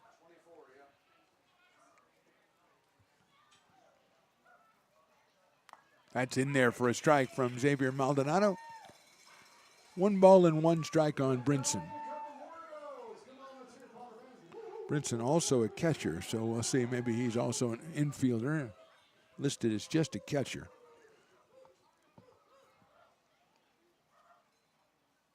Fastball misses low, 2-1.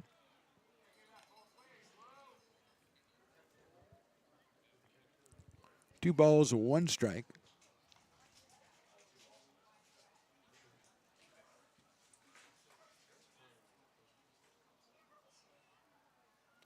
That one's in the dirt, 3-1.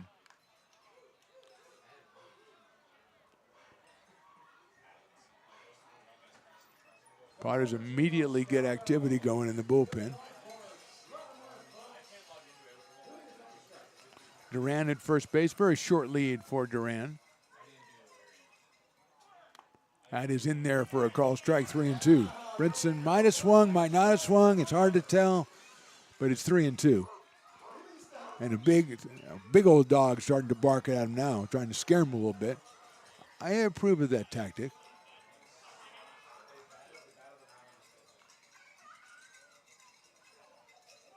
Swing and a miss. Did he foul it off? No, he did not. He is out on strikes. And Willie's a genius again as he's got the second dueling dog strikeout of the day. Half off down at the Brick and Barrel backyard.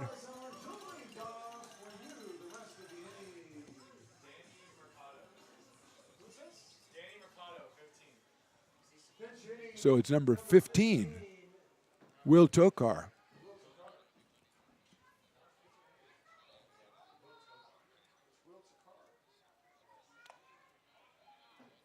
So Will Tokar is the pinch hitter. He played in yesterday's game out in left field, went 1 for 2.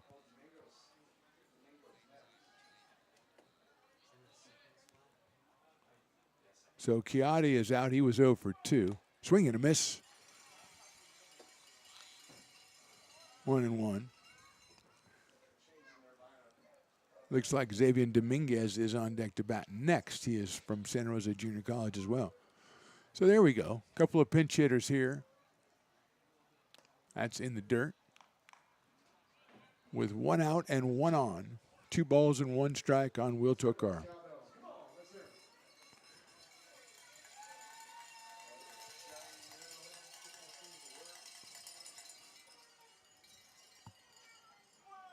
That's in the dirt.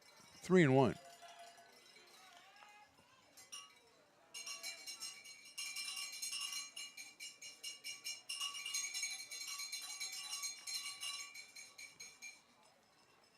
Willie's got his cowbell working. I got the cowbell right here.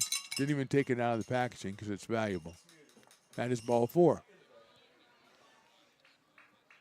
So 2 walks and a strikeout here in the 6th inning for Maldonado, and he'll face we think it's going to be the pinch hitter here, Xavier Dominguez. Yes, that is number 24, Xavier out of Santa Rosa Junior College and Santa Rosa High School. As Nate Kajowski goes out to talk to Xavier Maldonado. Just get him to reset a little bit as there is activity in the Potter's pen. A right-hander out there. I don't know that it's Peter Jensen on his birthday, but I don't know that it's not. So Dominguez, a left-handed hitting outfielder, will come up for Kalen Clemens, who was 0 for 1, was hit by a pitch. Bobby Remedi, number 14, the right-hander.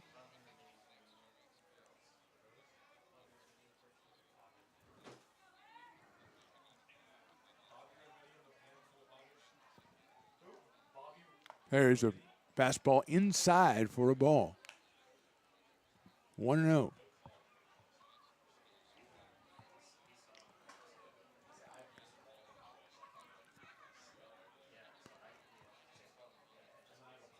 Case to Romelar on deck. That's sliced out of play.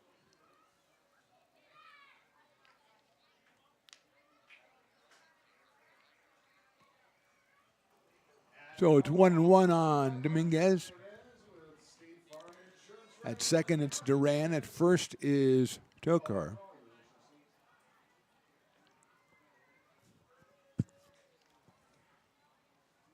That one drops in there for a strike to the left-hand hitter. 1-2. Yesterday I called him Will Toker because I wanted it to rhyme so he could be in The Joker by Steve Miller, but I was wrong to do that. Riley, you should have told me not to do that. Willie said Tokar right at the beginning. But I was swept up in the moment. What could I do? That's hit a short blooper out to right field. Coming on, diving, try. Did he make it? Yes, he did. What a play. And doubled at second base. Yes, it is. Give it up for Ethan Liao in right field. The throw to second scooped up by Griffiths, and a double play pulls the Potters out of the top of the sixth inning. What a catch by Ethan in right field. He's done it in center. Now he's done it right. We go bottom six. Potters on top by 10.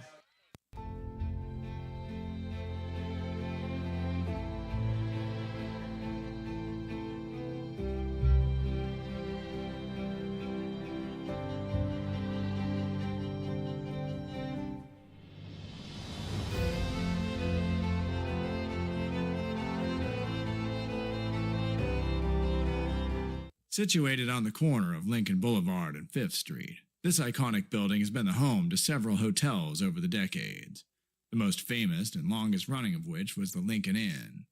Having undergone several renovations and architectural changes, this building is the current home of Old Town Pizza, which boasts not one but 2 floors for your dining enjoyment, including open-air seating on the roof. Stop in for a slice today. Or stop by the Lincoln Museum to see the 300-pound cash register that used to adorn the front desk of the Lincoln Inn. For more great history, visit the Lincoln Area Archives Museum and, by appointment only, take their free walking tour of historic downtown Lincoln. I'm Bill Spear, North Valley president of 5 Star Bank. In a time when business can feel so uncertain, we're here for you every step of the way. I know they have a lot of bells and whistles within their bank, but just the relationship piece here locally on the business side is huge for us. 5 Star treats us like we're number one. They're right there with suggestions, with help. So I have to bank with people that have our mission in mind. We're 5 Star Bank. How can we help you?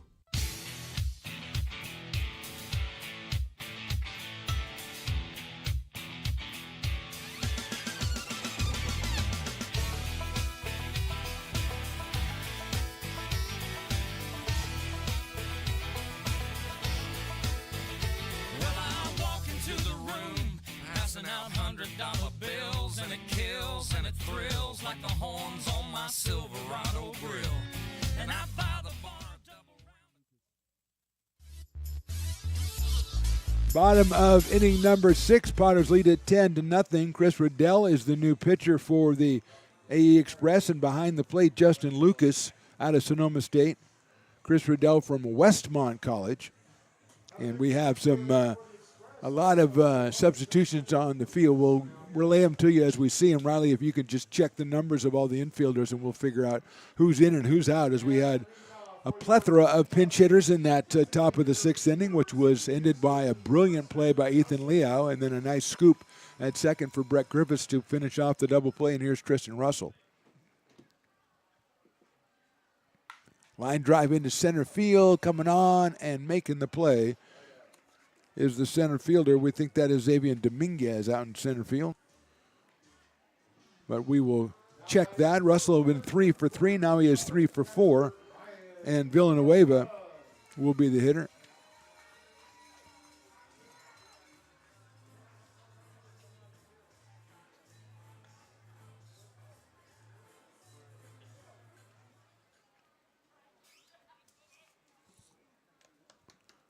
So infield-wise, it looks like Blake Bryson has taken over at third. Karamelar is still at second, or at short. Justin Brinson now is playing second. And Brady Boyd is still at first base. So that is our infield, and we'll check the outfield as we have some changes out there as well. But Bryson, Karamelar, Brinson, and Boyd on the infield, with Riddell on the mound and Lucas behind the plate. 2-0. Swing and a miss on the way, but with a good cut on a nice fastball, it's 2-1.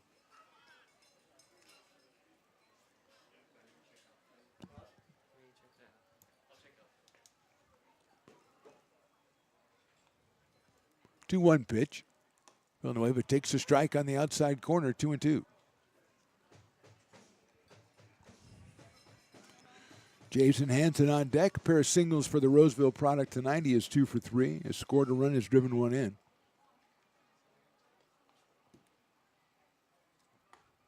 And there's called strike 3. Second time in a row for Ryan Villanueva. He's 0 for 4 tonight.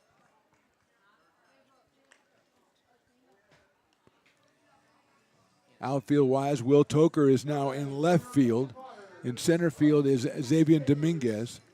And in right field is Clay DeMars still. So DeMars stays in right. They change Will Toker in left, and now Dominguez takes over in center.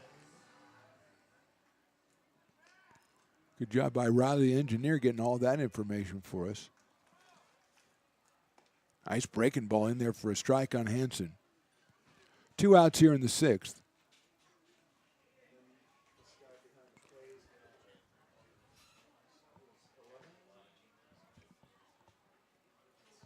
Jason takes outside for a ball, so it's 1-1 on the Potters' third baseman.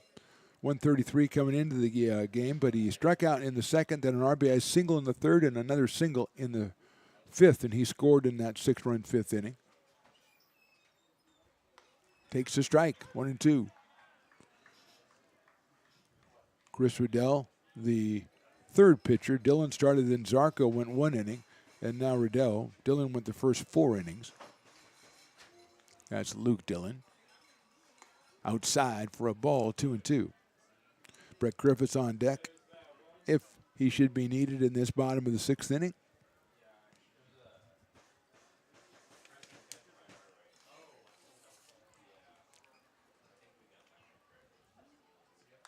Fouled off. By the way, your dad, Stones McCoy, got back to me on the idea about sponsoring. He says, I don't need sponsors, I need paying sponsors. Does he expect me to do everything? I'm talent. I don't go out and get sponsors. But me, Jerry Reynolds, and Whitey Gleason, that's a pretty good show. I'd sponsor that if I had money. But I'm old and retired. That's foul, that out of play. Well, retired anyway, and old.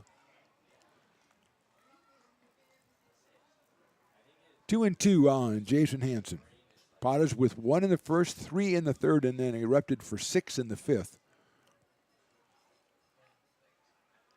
Fastball is in there, called strike 3. So good inning for Chris Riddell. He strikes out 2 in a 1-2-3-6. We go to the 7th. Potters on top by 10.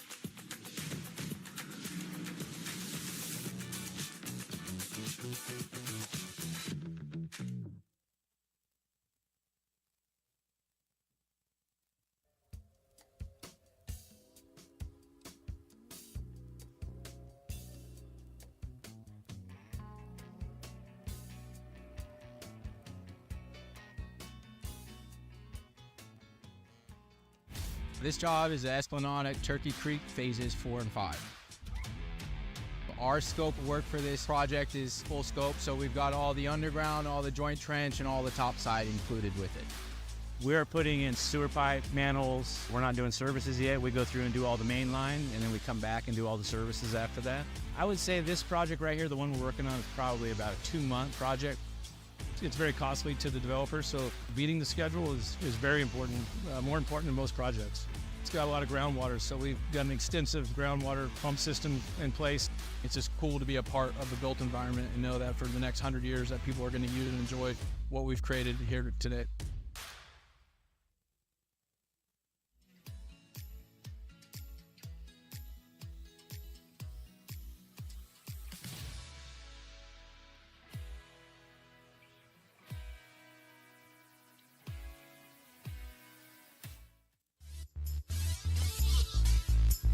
Top of the 7th inning, Gerald Hansen making his debut on the season. The left-hander out of Roseville. Great to see him back. He's listed as Royal Roseville, California. We know that, but it says Northern Kentucky University. And I asked Luke Stoutwalker to look up Northern Kentucky because I love the name of that college. I've never heard of it. He said they're the Vikings.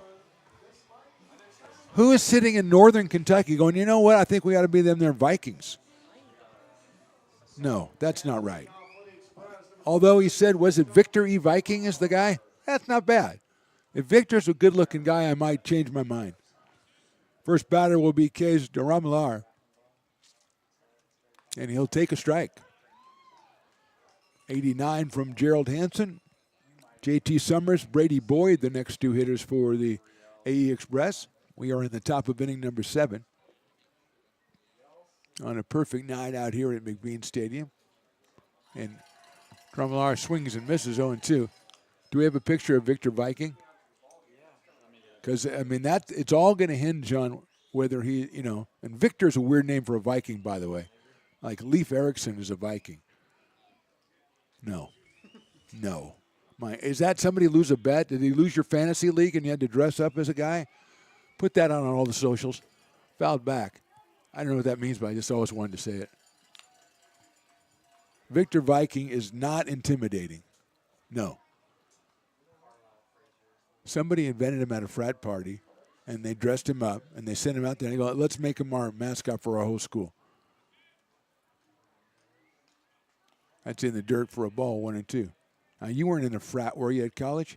I don't see you as a frat guy. I really don't. That's not a negative thing, okay? Now, Stones, I know never got near a college, but if he had, he might have been a frat guy.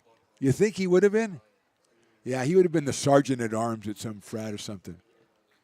Phi Screw Alpha, something like that. Yeah, okay. I've never seen Riley this convinced. Swing and a miss. Picked up by Villanueva, and he'll throw it down to first base with a vengeance. And Duramalar is out on strikes for the second time today.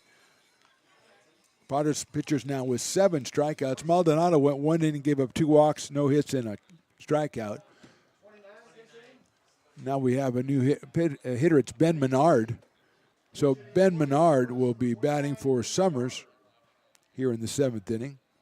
JT was over 2 with 2 ground balls to third base. So Jason Henson's like, hey, I was looking for third ground ball over here. Come on. Menard takes inside and low. Ben is out of the College of Marin. He also from Annalee High School in Sebastopol. 1 ball and no strikes on Ben. That's a chopper out towards short. Griffiths has it across the diamond to first base and gets him by a step and a half.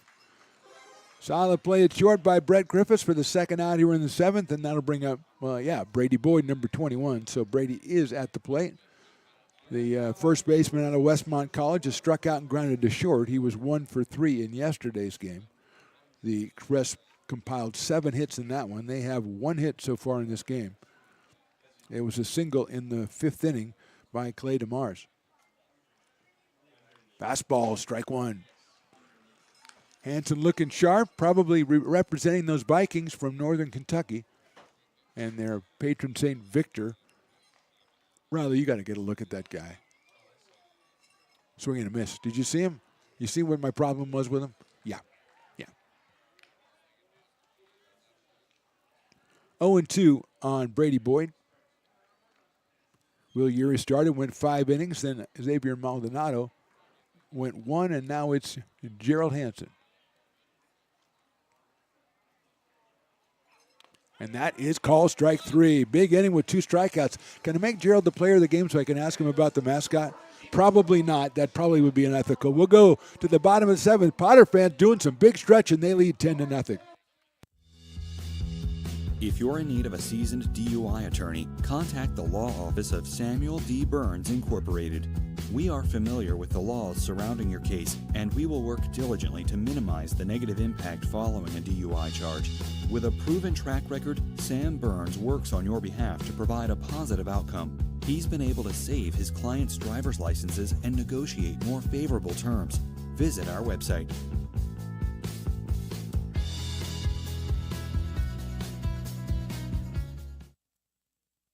So many local businesses trust Wizix Technology Group when it comes to their office technology. Wizix is a full-service, locally owned company with exceptional service, supplies, and support, which guarantees quick delivery and response times. Copiers, printers, scanners, business phone systems, EV charging, document management, and more. Join the ever-growing list of local businesses and win with Wizix, the largest independent provider in the Valley. Wizix, office technology made easy.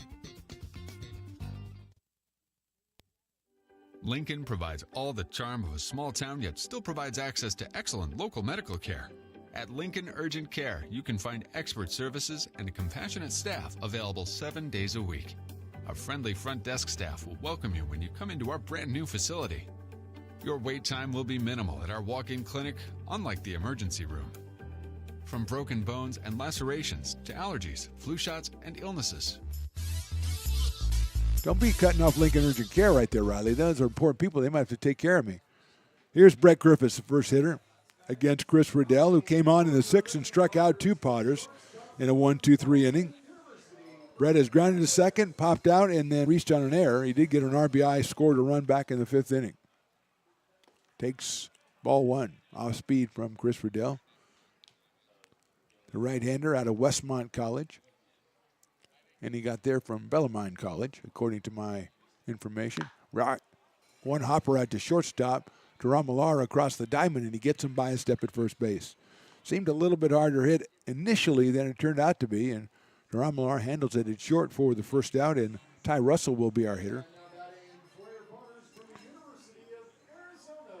Out of Queen Creek, Arizona, as we discussed earlier, South Central Arizona, and about 90,000 people, so a bustling metropolis, which I said I didn't think it would be.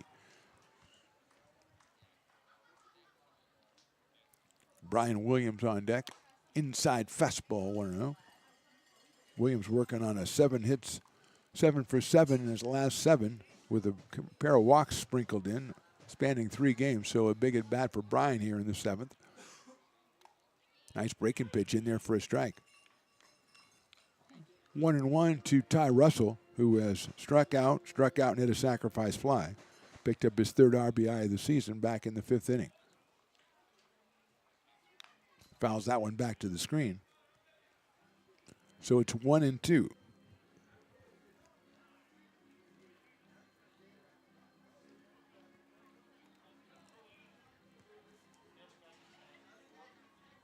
Activity in both bullpens. We think Drew Kirby might be the next Potter pitcher to come in. High fastball. 86 miles an hour from Chris Riddell.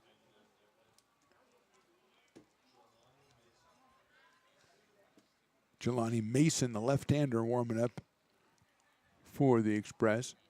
There's a line drive into left center field and knocked down by the shortstop. Romillier makes the play out in short left field. That one also looked like it was hit more, but it had the hollow sound of the end of the bat and tried to will it over Case's head at shortstop, and I was not successful. So 2 outs here in the 7th. And Brian Williams Jr., who has tripled, doubled, and doubled. He scored twice. He's driven in 1. He now has 17 runs scored on the season. And he's meeting Chris Riddell, who has retired 5 in a row. So we've kind of got a couple of streaks going at each other here. As Brady Ronaldo, who is the leadoff hitter, is in the on-deck circle. Williams takes a strike. It's 1-1. Brian out of Midwest City, Oklahoma, and it is squarely in the middle of Oklahoma. Right in the middle. Got to look it up, Brian. It's astounding how much in the middle of Oklahoma it is. Inside for a ball, 2-1. There was supposed to be an Air Force base nearby called Midwest Air Force Base. When they actually built it, they changed the name, but they named the city Midwest City because of the Air Force Base. Hit out to shortstop. Romillar has it. Over across to first, and Brian Williams has finally been retired. 1-2-3 in the 7th. Good job by Chris Riddell. We go to the 8th. Potter's on top, 10-0.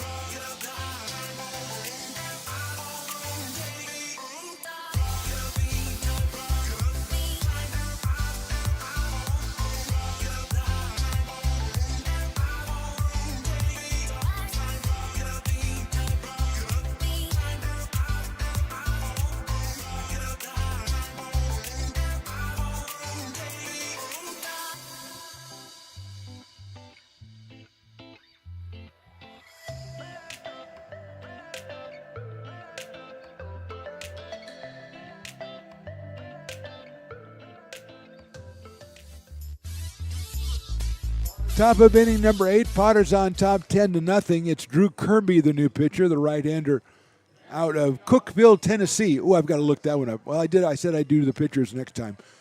And he will come on to face Blake Bryson, who is now the third baseman for the AE Express, and then Clay DeMars, the right fielder, then Justin Lucas, the catcher. Gerald Hansen went 1 inning, gave up no hits, and struck out 2 in his very short work. Threw the ball very well, the left-hander. We'll get to the bottom of this Vikings thing from Northern Kentucky at some future date. Bryson took high from Kirby for a ball 1-0. Potters broke it open with 6 in the 5th.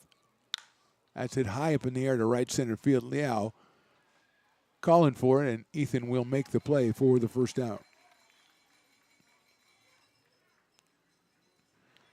That'll bring up Clay DeMars, who has hit into a fielder's choice and had the only hit of the game for the Express, a single through the hole back in the 5th inning, a clean single. Clay out of Santa Rosa Junior College, comes out of Windsor High School. 1 for 2 in this one.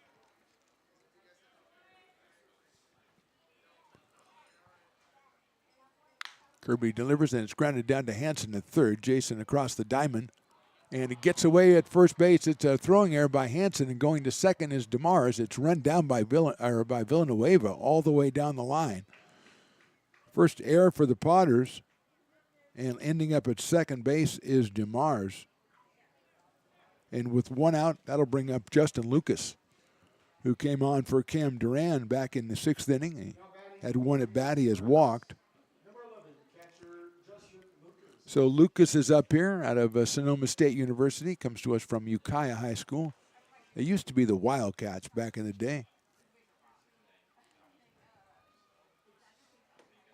We were a high school in Vallejo, and in our league was a high school in Ukiah. That's how many high schools there were in those days. That's like a 5-hour bus ride each way. Nobody liked going to Ukiah because the buses were not very good in those days, Riley. And the bus drivers were not much better. And you do not want to sit on a bus for 5 hours with a bunch of snotty teenagers who think they have better things to do, especially if they lost. There's a strike, 1-1. Although we usually beat Ukiah. Oh, not in basketball our senior year. Again, not a good team.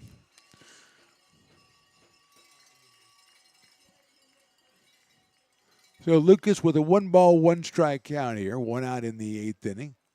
Check swing, did he go around? I thought he did, ump. I'm going to be honest with you. Yes. And the umpire asked the field umpire, and he said yes. The guy in the press box was right. I was signaling him up here. Did you see me do that? I told him, yes, ump, he did. And the ump got the call, put it in play, and it's 1-2. I'm going to take credit for that one.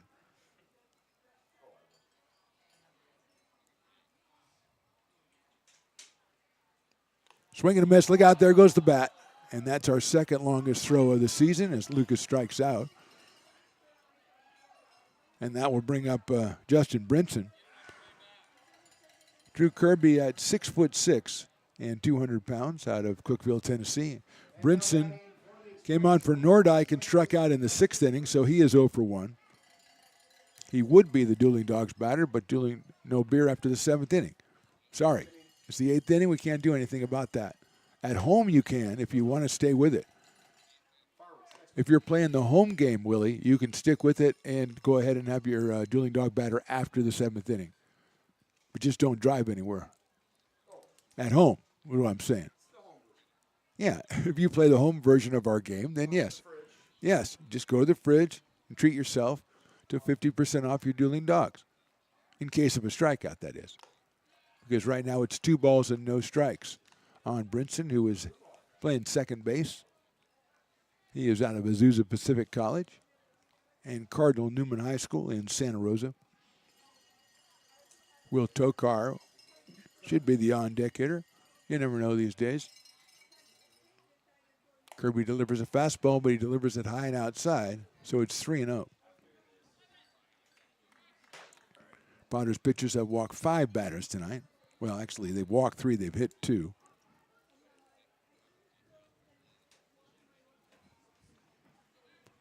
And a 3-ball, no strike count. Here's the pitch to Brinson, and it is a strike, 3-1. Kirby at 89 miles an hour poured that in over the outside corner. 3 balls and 1 strike.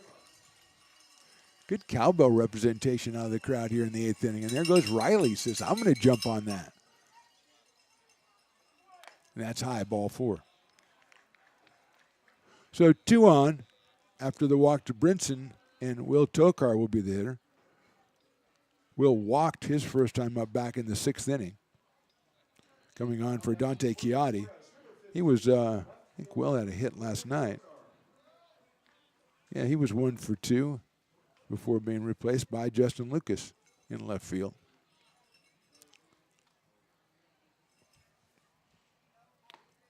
Check swing, and it's in there for a strike, 0-1. Xavier Dominguez, who took over for in center field after he batted for Kalen Clemens, on deck.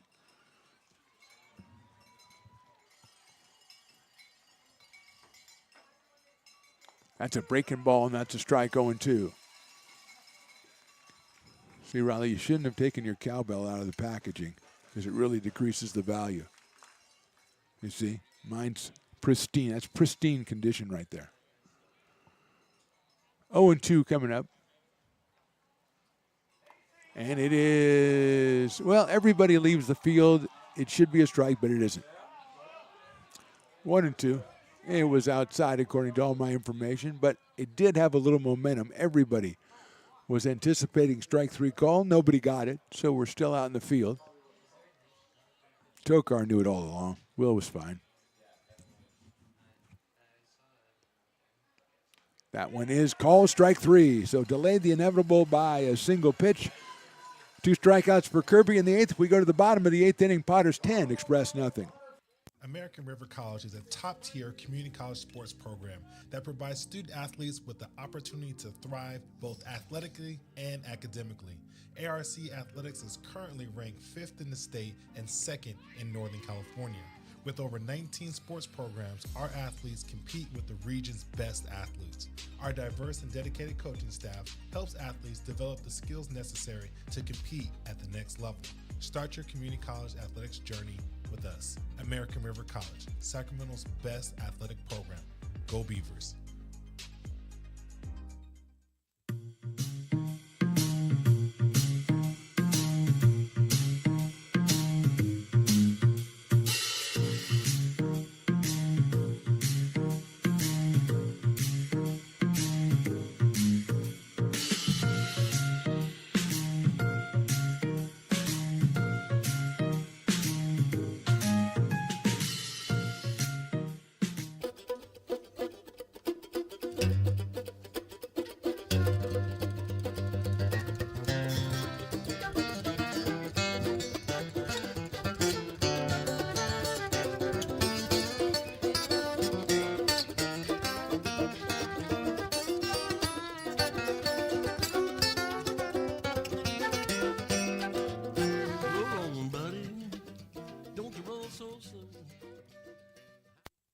Being a laborer means everything.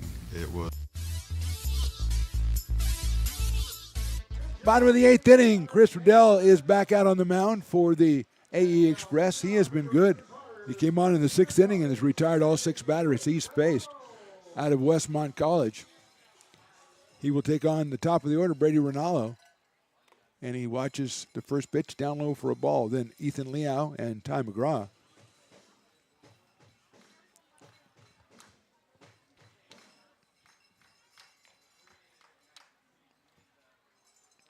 That one is in there for a strike. 83 from Chris Riddell. He has 2 strikeouts in his 6 outs. Came on. Dillon went the first 4, then Mario Zarco pitched the 5th. Riddell ever since. Outside to Brady, 2-1. Ronaldo has struck out twice, grounded to third, and singled in a run. That was back in the 5th inning, a line drive to right field. Also scored in the 5th. That's high and inside, moves him back to 3-1.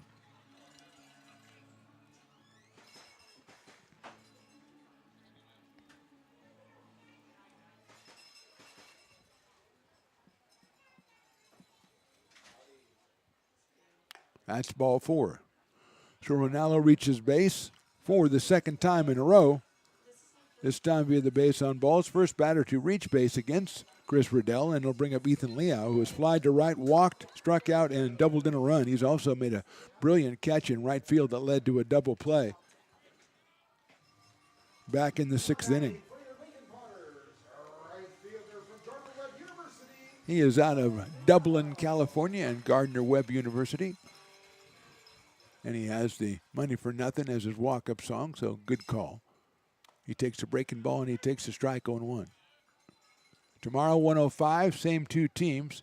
Last home day game of the season, according to Willie Preston, and he never steers me wrong.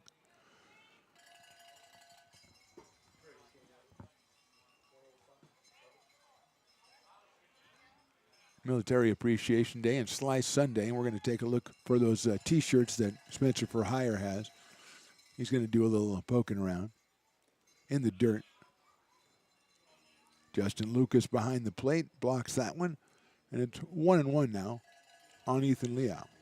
Still got the old lone cowbell out there doing it. Good cowbell representation tonight. Last night, the cowbells were given away. Tonight, the cowbells are really stepping up. As the crowd has enjoyed a Potters up until now. Good offensive show and good pitching show as well, and a couple of excellent defensive plays to mix in there with Mr. Liao perpetrating one of those plays. 2 balls and 1 strike. He is 364 coming in. He's 1 for 3 with a run scored and a run driven in today. That one is in there for a strike call. 2-2.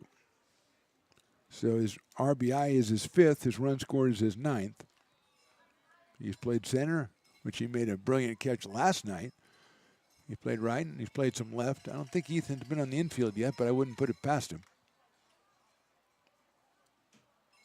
Swings and misses at that one. Oh, we got a foul ball called by the umpire all over that one.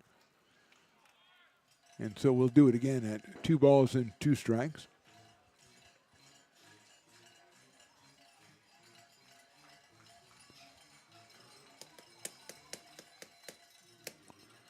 We had it all for the family. We had 2 dueling dog batter strikeouts, so that's good. We had the Farmers 5th inning. That guy made an out, so that's good. And the Potters are ahead 10-0. There goes the runner, and it's lined foul down the first base line over by the kiln area. And fortunately, it's well fortified over there. It's very dark in there. We need to get some lights in there. Talk to Spencer for Hire, have him put Voldemort on it. We need more lights in the kiln area down there. Thank you, Spencer for Hire. We're going to have a meeting at the mound. I don't think they're going to talk about lights in the kiln area. I think they're going to talk to Chris Riddell, make sure he is doing okay, as he's got a 2-ball, 2-strike count on Ethan Liao. Potters opened up the scoring with a run in the bottom of the first inning against the starter, Luke Dillon. Then they struck for 3 more against Dillon in the third with a 2-run single by Tristan Russell and an RBI single by Jason Hansen. Then they blew the doors off in the 5th inning with a 6-run explosion on 4 hits. We had an RBI double by Liao. We had an RBI single by Ronaldo. We had an RBI for Griffiths. We had a sac fly for Russell and an RBI double for Brian Williams Jr. So everybody contributing to that rally, and now it is a 10-0 score. Chris Riddell came on in the 6th and has been good so far. Chopper over the mound. Shortstop has it, steps on the bag to first base. That's a nice double play by Duran Millar. And there's quickly 2 outs here in the inning. Perfect placement on the ground ball for Duran Millar. He pulls off the double play. With 2 outs, here's Ty McGraw, who is doubled, walked, and flied to center.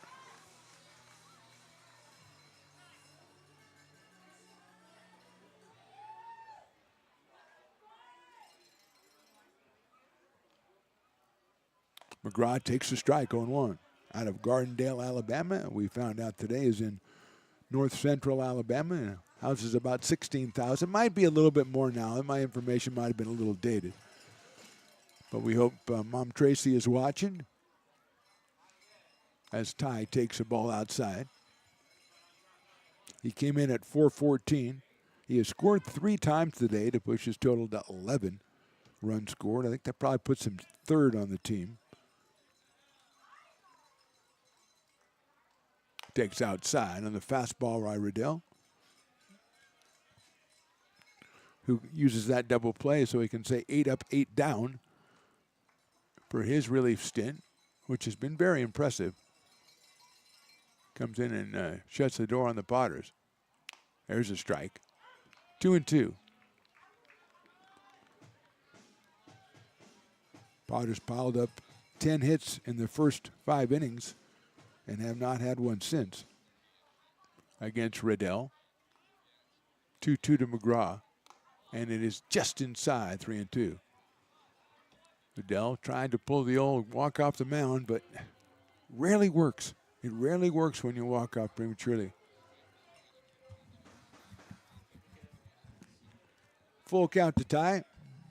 Tristan Russell on deck. He lifts it foul down the left field line out by the grassy knoll area. And we will do it again at 3 balls and 2 strikes with nobody on in the 8th.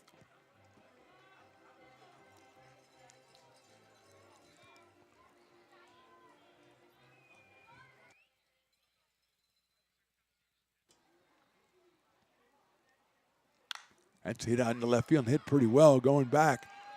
Still going back. That is bouncing up against the fence. McGraw rounds first. Going to move it into second. Thinking about third, I would stay where I am, Ty. Well done. Ty McGraw with his second double of the game. He's been on base 4 times. First hit for the Potters off Riddell. 11th hit in the game. And that is scheduled to bring up Tristan Russell. Russell out of Cypress, Texas, which I also looked up.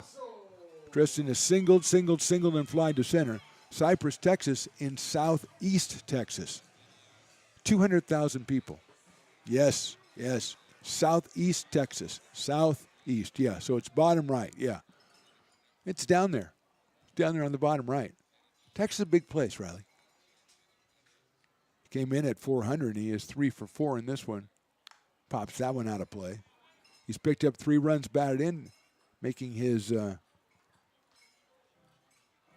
leading total. I believe that gives him 21 on the season.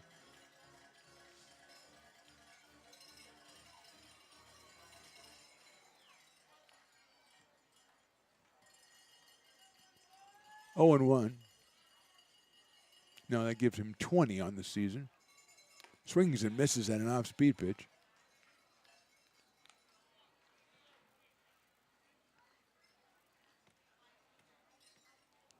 So 0-2 on Tristan Russell. He has 2 home runs on the season, including a grand slam, which led to the famous Riley the Engineer quote, "You can't ignore a grand slam." Check swing, did he go? I don't think he did. You can ask the other umpire, but I think he'd agree with me. I just do the wagging the finger like Dikembe Mutombo. No. 1-2. McGraw at second base. Ty 2 for 3 today with 3 runs scored. Trying to make it 4, which would be impressive.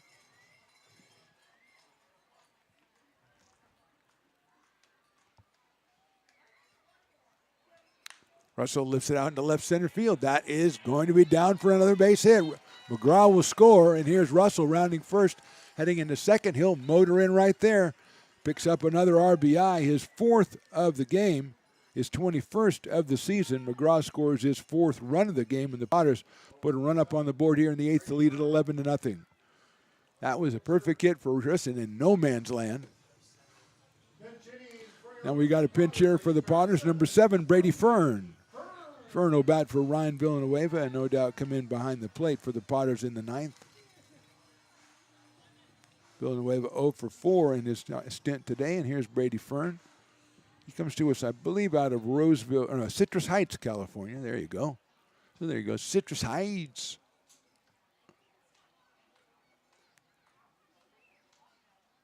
Takes a high fastball, 1-0. So Tristan Russell, another great game, 4 for 5, 4 runs batted in. He scored 1.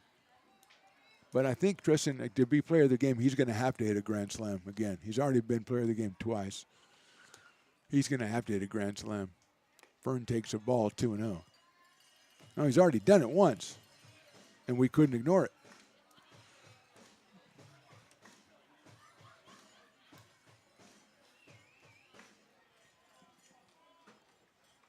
2-0 to Brady Fern. He's followed by Jason Hansen, and he fouls that one out of play. Takes a good cut at a fastball. 2-1.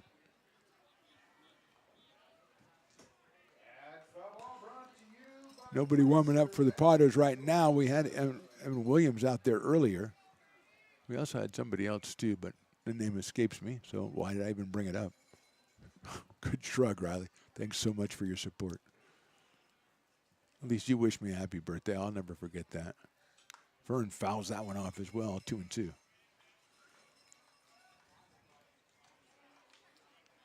Two balls and two strikes on the Potters pinch hitter here in the 8th inning.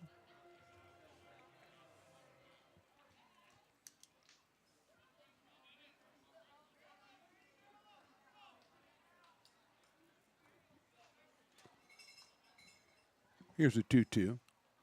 That's high, ball 3.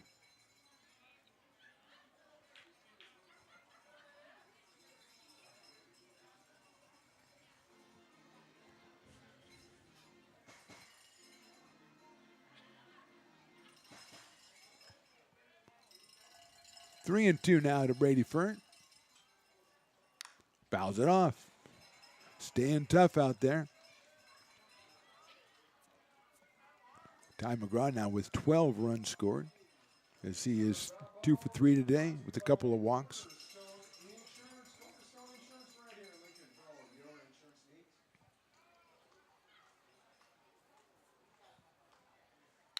Fern hits that one down the right field line. It is foul.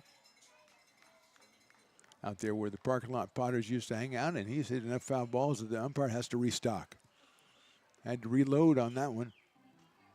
He had a couple of baseballs on back order. They were delivered, so he is stocked up full.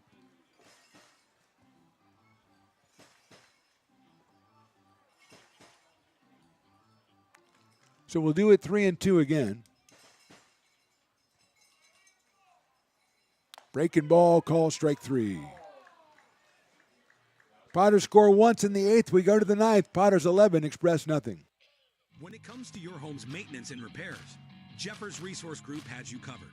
Our handyman services offer a comprehensive range of expertise, from minor carpentry to drywall, electrical and flooring for property managers, landlords, and renters alike. We ensure that every job is completed to the highest standards, so you can have peace of mind. Contact us today to discover how Jeffers Resource Group can help keep your home in top shape.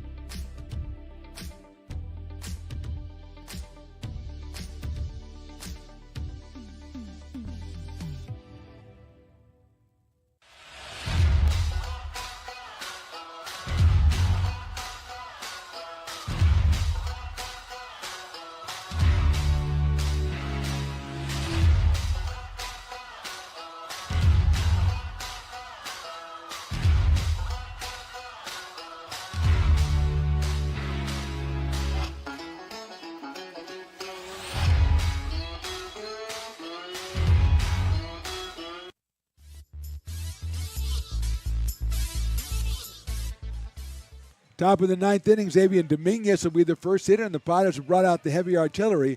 I call it game over when they bring in Evan Williams, and that's exactly what they've done. The right-hander out of Jessup, making his 5th appearance. He has pitched 4 innings. He has given up no hits.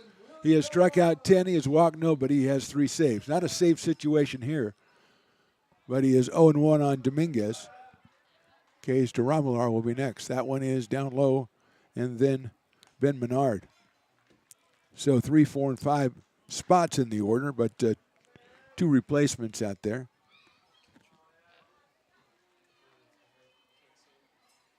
That's chopped down to third. Hansen puts a hand up, gets it over to first. What a throw, but not in time. First hit allowed on the season by Evan Williams. And Dominguez has himself a single. Just the second hit allowed by Potter's pitchers today. And that is a pinch hitter coming up. That is Lars Christensen.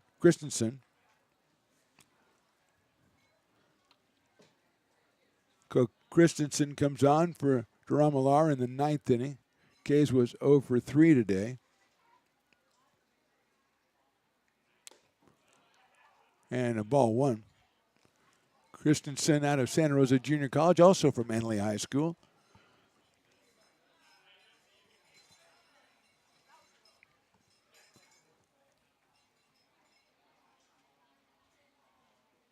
That's a swing and a miss on an inside fastball at 86. Just ran right out of the hands of Christensen. And Lars takes the cut. He is even in the count, 1 ball and 1 strike.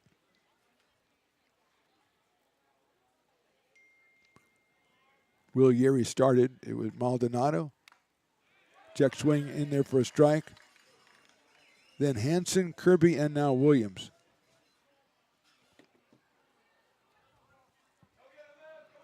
One ball, 2 strikes.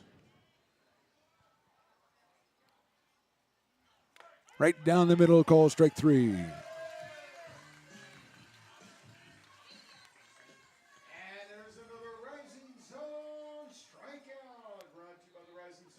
Drew Kirby went 1 inning, gave up 1 walk, and had 2 strikeouts. So that strikeout is the number 11 strikeout. Should be Ben Menard coming up here, number 29, and that's who it is exactly. He took over for J.T. Summers as the DH. He takes a strike.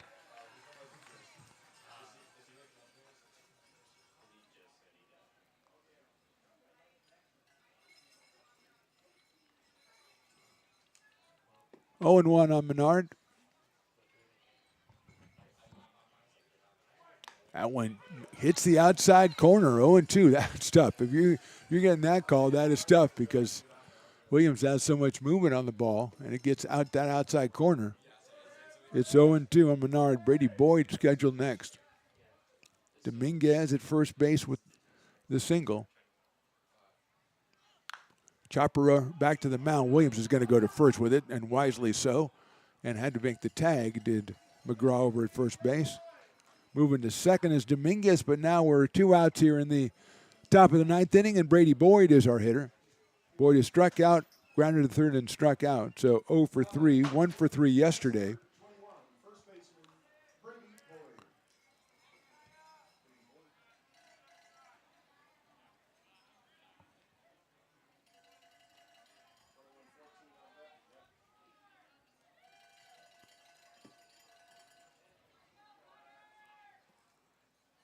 Boyd swings and misses.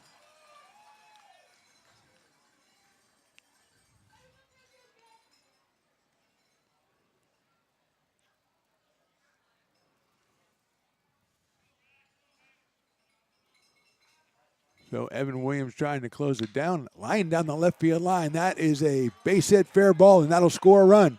Coming around second and coming around third is Dominguez. He scores. And Boyd delivers the RBI double. And the Express put a dent in it as they score the first run off Williams this season, the first run of the game, and they're on the board at 11-1. Boyd had an off-speed pitch, and he caught it perfectly and sent it down the left field line.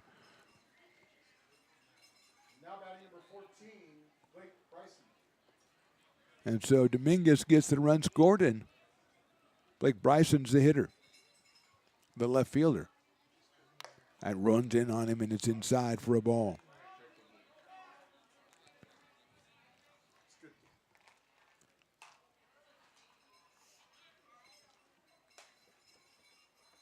That one hits the outside corner with a slider. 1 ball and 1 strike on Bryson.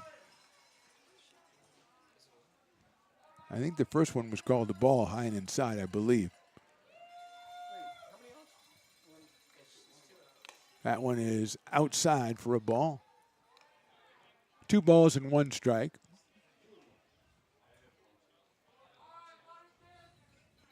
Bryson has been hit by a pitch, walked, and flied to right. That fastball misses. So it's 3-1. Clay DeMar is on deck, who has a hit and has reached on an error today. That is a strike. Has thrown the bat away is Bryson, and he's going to have to go pick it up. And he's already taken the elbow pad off, too. So that adds insult to injury on that one, and he'll just have to come back and face another pitch. Now it's 3-2. Boyd at second base with the RBI double.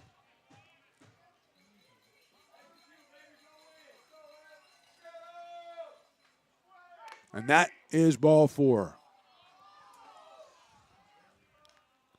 So Bryson on for the 3rd time today with a walk, 2 walks and hit by a pitch. First and second, and Clay DeMars to the plate. The right fielder is into a fielder's choice. He has singled and he has reached on an error. So 1 for 3 for Clay.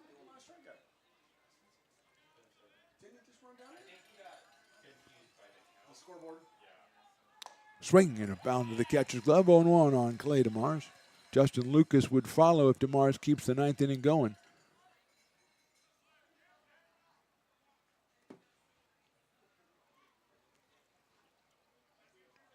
Fastball inside, 1-1.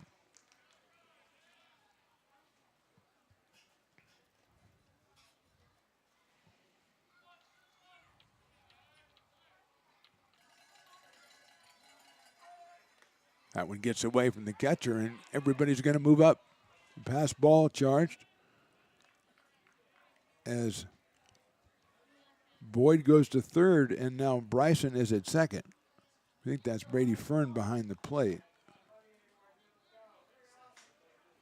Taking over for Villanueva. 2-1 pitch right by him, 2-2. 89 from Williams. And the last strike guy, if he's here, there he is. Hey, that's Spencer for hire. Good job, Spencer. He's got to get that crowd going, though.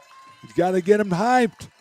He'll move up the spots if he can. Outside for a ball. Spencer, you've got to move. You can move up 1 spot in the rankings if you do a good job.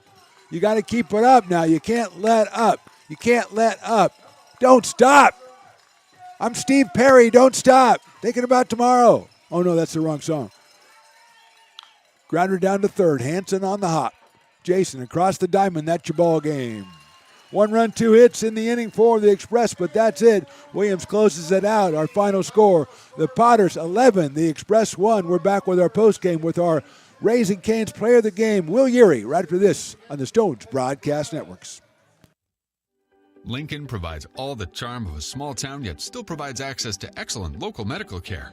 At Lincoln Urgent Care, you can find expert services and a compassionate staff available 7 days a week. Our friendly front desk staff will welcome you when you come into our brand new facility. Your wait time will be minimal at our walk-in clinic, unlike the emergency room. From broken bones and lacerations to allergies, flu shots, and illnesses, we treat a variety of urgent medical conditions. What sets us apart is not just our central location in Lincoln, but the convenience of our extended hours, including weekends. We've become Lincoln's first choice for urgent care because we treat patients of all ages for a variety of conditions and take most insurances. We're proud to be an approved provider for veterans and welcome in our military patients. From our family to yours, we're here when you need us.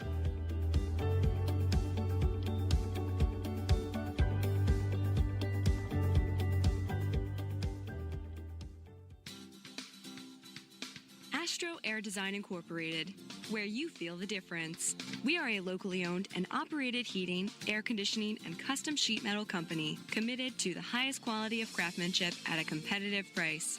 Our trained and certified technicians have the knowledge and experience required to install, maintain, or repair your home comfort solutions. Our upfront pricing gives you the peace of mind because you know your price is locked in. Call Astro Air Design Incorporated today. Situated on the corner of Lincoln Boulevard and 5th Street, this iconic building has been the home to several hotels over the decades, the most famous and longest running of which was the Lincoln Inn.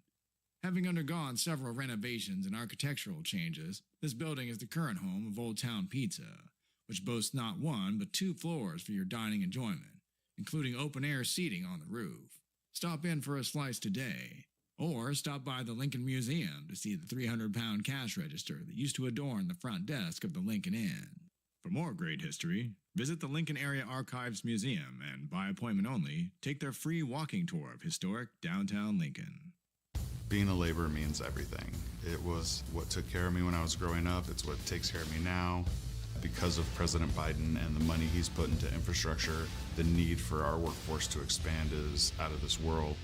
When our members are able to go to work on these big projects that are funded by Biden's economic investments, it means continued growth in their wages, in their pensions, in their health benefits. It means they're going to be able to take care of their families.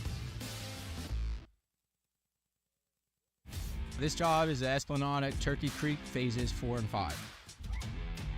Our scope of work for this project is full scope, so we've got all the underground, all the joint trench, and all the topside included with it. We're putting in sewer pipe, manholes. We're not doing services yet. We go through and do all the main line, and then we come back and do all the services after that. I would say this project right here, the one we're working on, is probably about a 2-month project. It's very costly to the developer, so beating the schedule is very important, more important than most projects. It's got a lot of groundwater, so we've got an extensive groundwater pump system in place. It's just cool to be a part of the built environment and know that for the next 100 years that people are going to use and enjoy what we've created here today.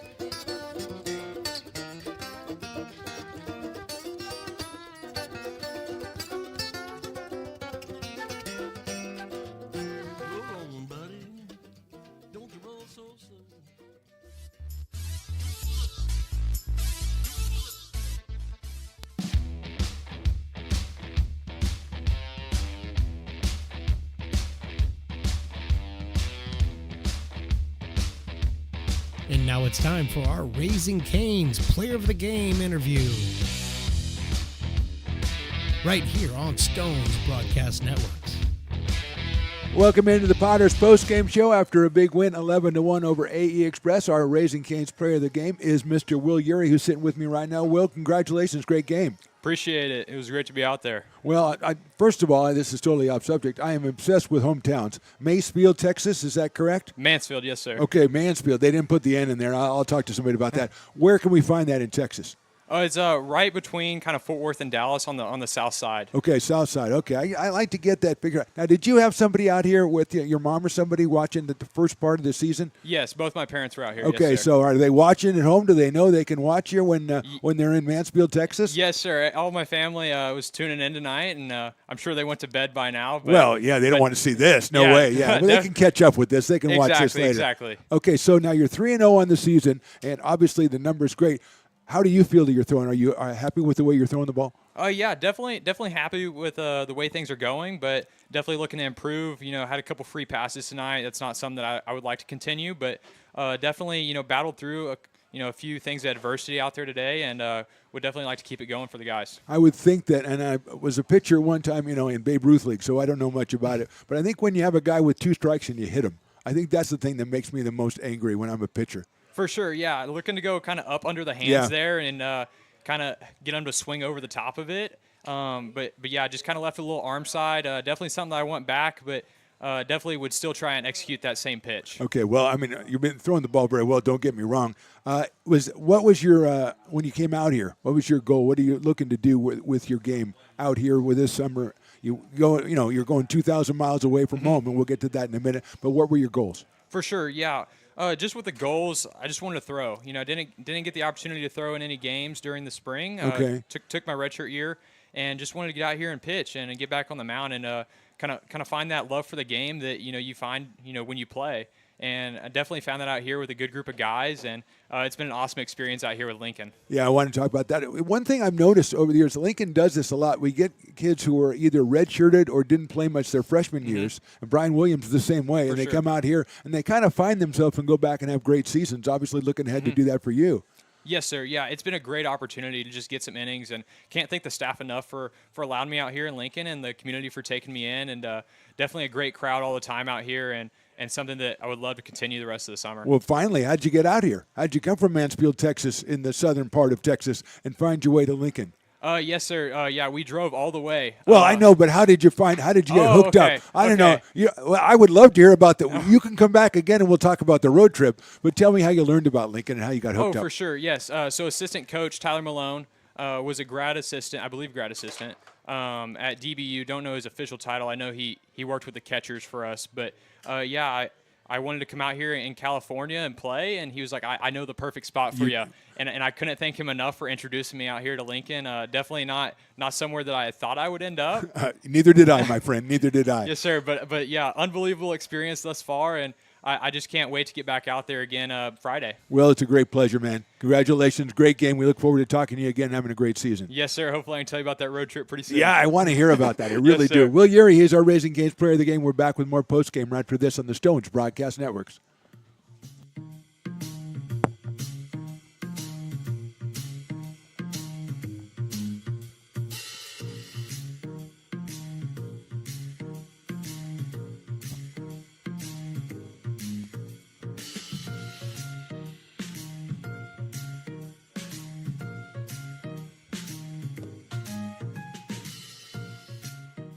Hi, Bill Evans, President of the Placer County Association of Realtors. We're in the store, our conference facilities, an amazing team helped us keep together an amazing organization, and we thank them all.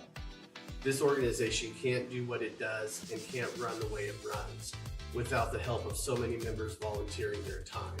The success of the Placer County Association of Realtors is largely dependent on our active volunteer members to help our organization and industry. The work of our committees greatly impacts our ability to champion efforts across the board and giving back to the Placer County community wherever we can. Like all service organizations, I wanted to serve. And getting involved with the affiliate committee was the perfect way to do that. I love being able to serve my community with my business friends and other leaders and give back to those who are in need.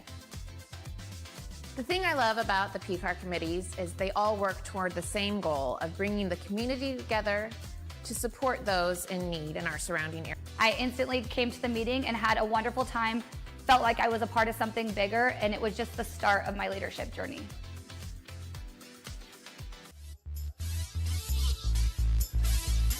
Welcome back to the post-game show. I thought it was over. I was actually leaving, and Riley says, are you going to come back or not? And I thought I would. What a great pleasure talking to Will Urey. What a great kid he is, and he gets his third win of the season. The Potters 11-1 over the Express. A couple of great games. Also, Brian Williams Jr., another great game, 2 doubles and a triple. Ty McGraw was on base 4 times, scored 4 times. And our guy, Tristan Russell, 4 hits out of 5 appearances at the plate, and he drove in 4 to races.